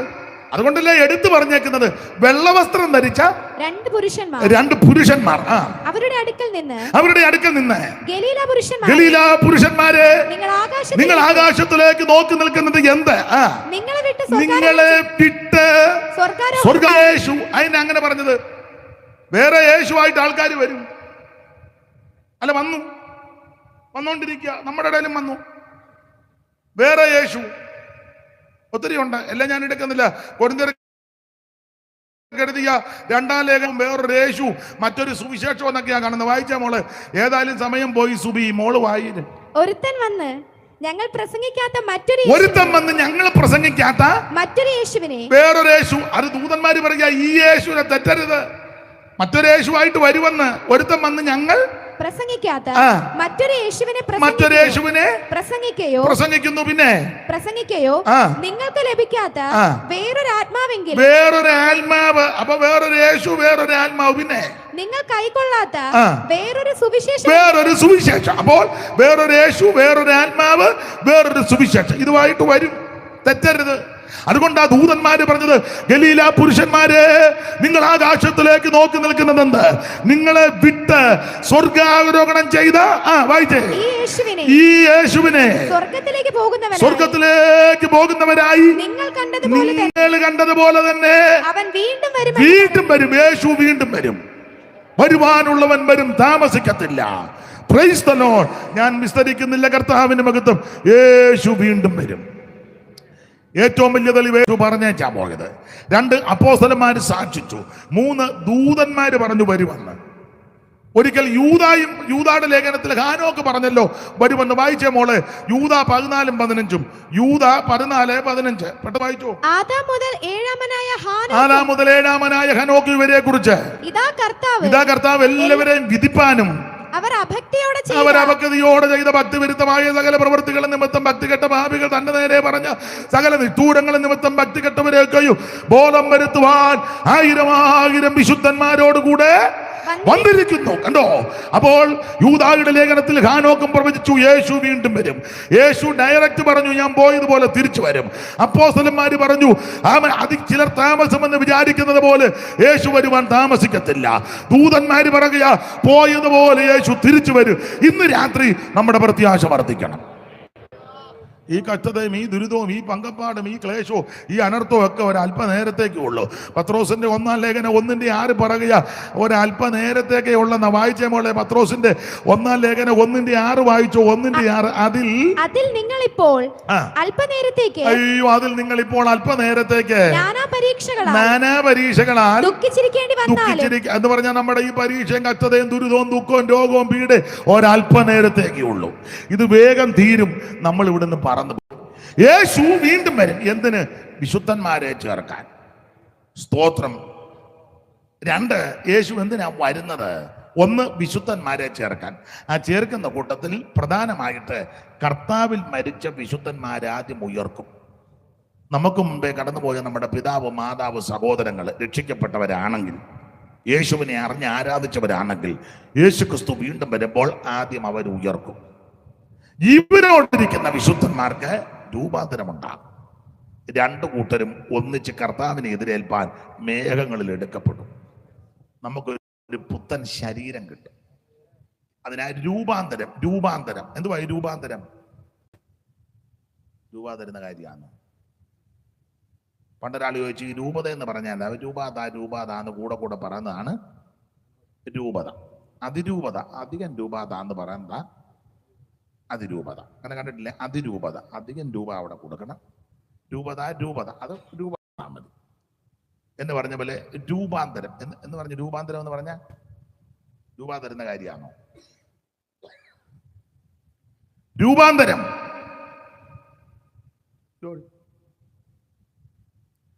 ഒറ്റ വാക്കി പറഞ്ഞ് നിർത്താം. രൂപാന്തരം എന്ന് പറഞ്ഞാൽ നമ്മുടെ ഈ രൂപം അങ്ങ് മാറും. നമ്മുടെ ഈ രൂപം അത്ര നല്ലതല്ല, നമുക്കും അറിയാം. എത്ര നേരം ഇവിടെ തമ്മനെക്കെട്ട് വന്നിരിക്കുന്നത്. 5 മണി മുതലേ കണ്ണാടിയുടെ മുന്നിൽ നിന്ന് ഒരുങ്ങി സ്പ്രിങ് എല്ലാം പിടിച്ചിട്ട് പിന്നെ അത് അങ്ങോട്ടിട്ട് ഇങ്ങോട്ടിട്ട് എല്ലാം ഒരുങ്ങി വെച്ച് കെട്ടിവെച്ച് പുള്ളിയോട് പറഞ്ഞു ഒത്തോന്ന് നോക്കാൻ. പുള്ളി പിന്നെ ഇങ്ങനെ ഒത്തോന്ന് നോക്കി നിൽക്കുക. എന്നിട്ടും പറഞ്ഞു ഓ ഞാൻ ഞുറിഞ്ഞത്. ഇടയ്ക്കൊന്നും പറഞ്ഞു ഓ എനിക്ക് ഇത് മനസ്സിൽ പിടിക്കുന്നില്ല, ഇത് വിട്ടേച്ച് വേറെണ്ണം മാറിയിടുന്നതാ. അങ്ങനെയൊക്കെ ഒരു തരത്തിൽ അത് താമസിച്ചു വന്നത്. നമുക്കറിയാം നമ്മുടെ രൂപം അത്ര നല്ലതല്ല. ഈ രൂപം ഒന്ന് നന്നാക്കാൻ എന്ത് പങ്കപ്പാടാ പെടുന്നത്. സാമ്പാറിന് മേടിച്ച വെള്ളരിക്ക സാമ്പാർ കിട്ടില്ല, അതരിഞ്ഞ് രൂപം ഒന്ന് ശരിയാക്കാൻ. ഏത്തക്കാപ്പം ഉണ്ടാക്കാൻ അവൻ മേടിച്ചു കൊടുത്തത് 1/4 കിലോ കടലമാവും 1 കിലോ ഏത്തക്കായും. തള്ള പറഞ്ഞ് നീ ഏത്തക്ക അങ്ങ് തിന്നോളാൻ, കടലമാവ് അതെനിക്ക് രാത്രി ഇച്ചിരി കാര്യമുണ്ട്, എല്ലാം മാരി തൂത്ത് രൂപം വരുത്തുക. അന്നേരം പറഞ്ഞു വേറാൻ ലെവലിയാ കുറച്ചുകൂടെ നല്ലത്. അന്നേരം വേറെ ആരണ്ട് പറഞ്ഞു ഈ മാതളത്തിന്റെ തോട് എല്ലാം അറിയാം, പിന്നെ മിണ്ടാതിരിക്കുക. ഇപ്പൊ ആർക്കും ഒന്നും അറിയാൻ മേല. കൺമഷി മേടിക്കുന്നു, പിന്നെ എഴുതുന്ന ഇതൊക്കെ ഉണ്ടല്ലോ എന്നാന്നു അത് മേടിക്കുന്നു, പൊട്ട തൊടുന്നു, ഇവിടെ കുത്തുന്നു, ഇതിന്റെ മേളിൽ കുത്തുന്നു, ഒതുങ്ങാഞ്ഞിട്ട് പിന്നെയും മേളിലൊരു കുത്ത്, പിന്നെ ഇവിടുന്ന് ഒരു പിടുത്തം, കാലയിലെ കൊലുസ്, കയ്യിലെ വള, ഇതെല്ലാം കുറ്റമല്ലി പറഞ്ഞത്. എങ്ങനെയും ഒരു രൂപം വരുത്താനാ. എല്ലാവരും ആണുങ്ങളും എല്ലാം അങ്ങനെ. ചിലരുടെ എന്തെല്ലാം സൗന്ദര്യ വസ്തുക്കളാണെന്നറിയോ, ഏത് പെർഫ്യൂം അടിച്ചാലും ഒക്കുവെന്ന് ഓർത്താം. എന്നാളെടുത്ത മായിക്ക് അത് അടിക്കുന്നുണ്ട്. ശരിയാക്കുക. മനസ്സിലായോ? രൂപാന്തരം. നമുക്കൊരു രൂപം, നമ്മുടെ രൂപം അത്ര നല്ലതല്ല. ചെറുക്കനോട് പറഞ്ഞാൽ നിന്റെ രൂപം അത്ര, അവന് മുടിയെല്ലാം വളർത്തി ഇവിടെ ഒരു റബ്ബർ ബാൻഡും ഒക്കെ ഇട്ട് നിലനിർത്തന്നെ ഇവിടെ കുറച്ച് കെട്ടി വെച്ചു. ആണേതാ പെണ്ണേതാന്ന് ഒന്നും പിടി കിട്ടുന്നില്ല. മോനെ എന്ന് വിളിച്ചപ്പോൾ അവള് ജീൻസ് വിട്ടുകൊണ്ട് നിൽക്കാവൂ, പെണ്ണായിരുന്നു. ആണേതാ പെണ്ണാതാന്ന് വേറൊരാളെ മോനെ ഇങ്ങോട്ട് വന്നപ്പോൾ 80 എന്ന വലിയപ്പം നിക്കറിട്ടുകൊണ്ട് നിൽക്കുക. തിരിഞ്ഞപ്പോഴാണ് കണ്ടാ ഇത് പ്രായമുള്ളത് ഏതാ പ്രായമില്ലാത്തത് ഒരു പിടുത്തവും കിട്ടുന്നില്ല വല്ലാതെ. കാരണം രൂപം അത്ര നല്ലതല്ല. അപ്പം ഈ രൂപം അങ്ങ് മാറും. യേശുവിന്റെ വരവിൽ ഒരു പുത്തൻ ശരീരം കിട്ടും. ഈ ദ്രവത്വമുള്ളത് അദ്രവത്വത്തെയും മർത്യമായി അമർത്യത്തെ ധരിക്കണം. ഈ ദ്രവത്വമുള്ളത് അദ്രവത്വത്തെയും ഈ മർത്യമായി അമർത്യത്തെ ധരിക്കുമ്പോൾ മരണം നീങ്ങി ജയം വന്നിരിക്കുന്നു എന്നുള്ള വചനം നിവൃത്തിയാകും. ഹേ മരണമേ നിന്റെ വിഷമുള്ളവിടെ, ഹേ മരണമേ നിന്റെ ജയമവിടെ. മരണത്തിന്റെ വിഷമുള്ള പാപത്തിന്റെ ശക്തിയോ ന്യായപ്രമാണം നമ്മുടെ കർത്താവാകുന്ന യേശുക്രിസ്തു മുഖാന്തരം നമുക്ക് ജയം തരുന്ന ദൈവത്തിന് സ്തോത്രം. ആകയാൽ എന്റെ പ്രിയ സഹോദരന്മാരെ, നിങ്ങൾ ഉറപ്പുള്ളവരും കുലുങ്ങാത്തവരും നിങ്ങളുടെ പ്രയത്നം കർത്താവിൽ വ്യർത്ഥമെല്ലാം പറഞ്ഞ് കർത്താവിന്റെ വേലയിൽ എപ്പോഴും വർദ്ധിച്ചു വരണം. ഈ താഴ്ചകളുള്ള ശരീരം തന്നെ മഹത്വമുള്ള ശരീരത്തോട് അനുരൂപപ്പെടും. താൻ ഇരിക്കും പോലെ നാം അവനെ കാണുന്നതാകൊണ്ട് തന്നോട് അനുരൂപപ്പെടുത്താൻ പോകുകയാ. നിന്റെ ഈ താഴ്ച, കെടുതികൾ, ക്ലേശങ്ങൾ, ഈ ബലഹീനത, അവൻ താഴ്ചകൾ ബലഹീന എല്ലാം മാറി അത് പ്രാപിക്കണമെങ്കിൽ മാനസാന്തരപ്പെട്ട യേശുവിനെ രക്ഷിതാവായ വിശുദ്ധന്മാരെ ചേർക്കാൻ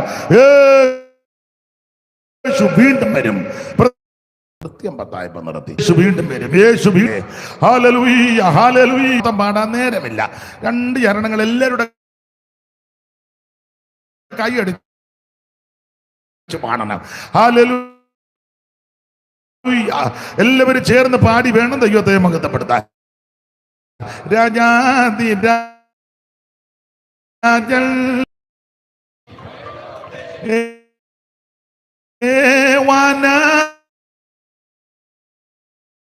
മേഘത്തിൽ എഴുന്നള്ള മഹിമയോടെ വനമേഘത്തിൽ എഴുന്നള്ള കൂടെ നാം ഒരുങ്ങി നിന്ന മണിയറയിൽ കൈയടിച്ച് ചേർന്ന് അലമായി രാജാധിരാജ മഹിമയോടെ വാന കൈയടിച്ച് ചേർന്ന് രാജാധിരാജ മഹിമ ഓ ജീസസ് പ്രാണപ്രിയന്റെ പൊന്നു മുഖത്തെ കാലമായി പ്രാണപ്രിയന്റെ പൊന്നു മുഖത്തെ കാൺമാൻ കാലമായി കാൺമാൻ കാലമായി രാജാധിരാജൻ മേയോടെ വാനമേഘത്തിൽ നല്ല രാജാധിരാജ ഓ ജീസസ്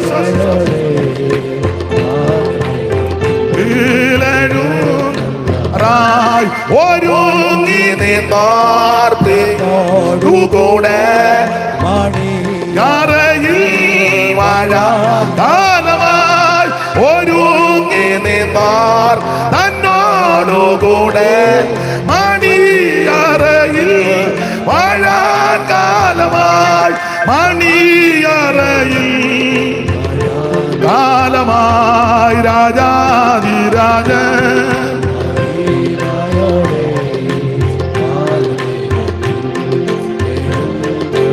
ഓ രാജാധിരാജൻ മഹിമയോടെ ആമേൻ ജീസസ് ഓ രാജാധിരാജൻ മഹിമയോടെ വാനമേഘത്തിൽ കരമുയർത്തി ഹല്ലേലൂയ പാടാം ഒരിക്കൽ കൂടി ഹല്ലേലൂയ പാടാം. ഈ ശുശ്രൂഷയിൽ ഇതുവരെ സഹകരിച്ച എല്ലാ ബഹുമാന്യ കർത്തദാസന്മാരോടും ദൈവമക്കളോടും സമീപവാസികൾ ഈ ഭവനങ്ങളിലൊക്കെ ഇരുന്ന് ശ്രദ്ധിച്ചവർ ദേശനിവാസികൾ എല്ലാവർക്കും നന്ദി. ഇപ്പോൾ ഇവിടെ ഇരിക്കുന്ന എല്ലാവരും ഒന്ന് എഴുന്നേറ്റ് നിന്ന് ആ കരങ്ങൾ വീശി ഉയർത്തി ദൈവത്തെ ഒന്ന് മഹത്വപ്പെടുത്തുക. എല്ലാവരും ഒക്കുന്നെങ്കിൽ ആക്കം ഉണ്ടെങ്കിൽ രണ്ട് കരങ്ങൾ ഉയർത്തി ദൈവത്തെ ഒന്ന് മഹത്വപ്പെടുത്തുക. ഇന്നും എന്നേക്കും വേർപിരിയാതെ ക്രിസ്തുവിൻ കൂടെ പാർക്കും നമ്മൾ. കരങ്ങൾ വീശി ഓ ഇന്നും രണ്ട് കരങ്ങൾ വീശി അതേ ക്രിസ്തുവിൻ കൂടെ പാർക്കും ഒരിക്കൽ കൂടെ ഓ ഇന്നും എന്നേ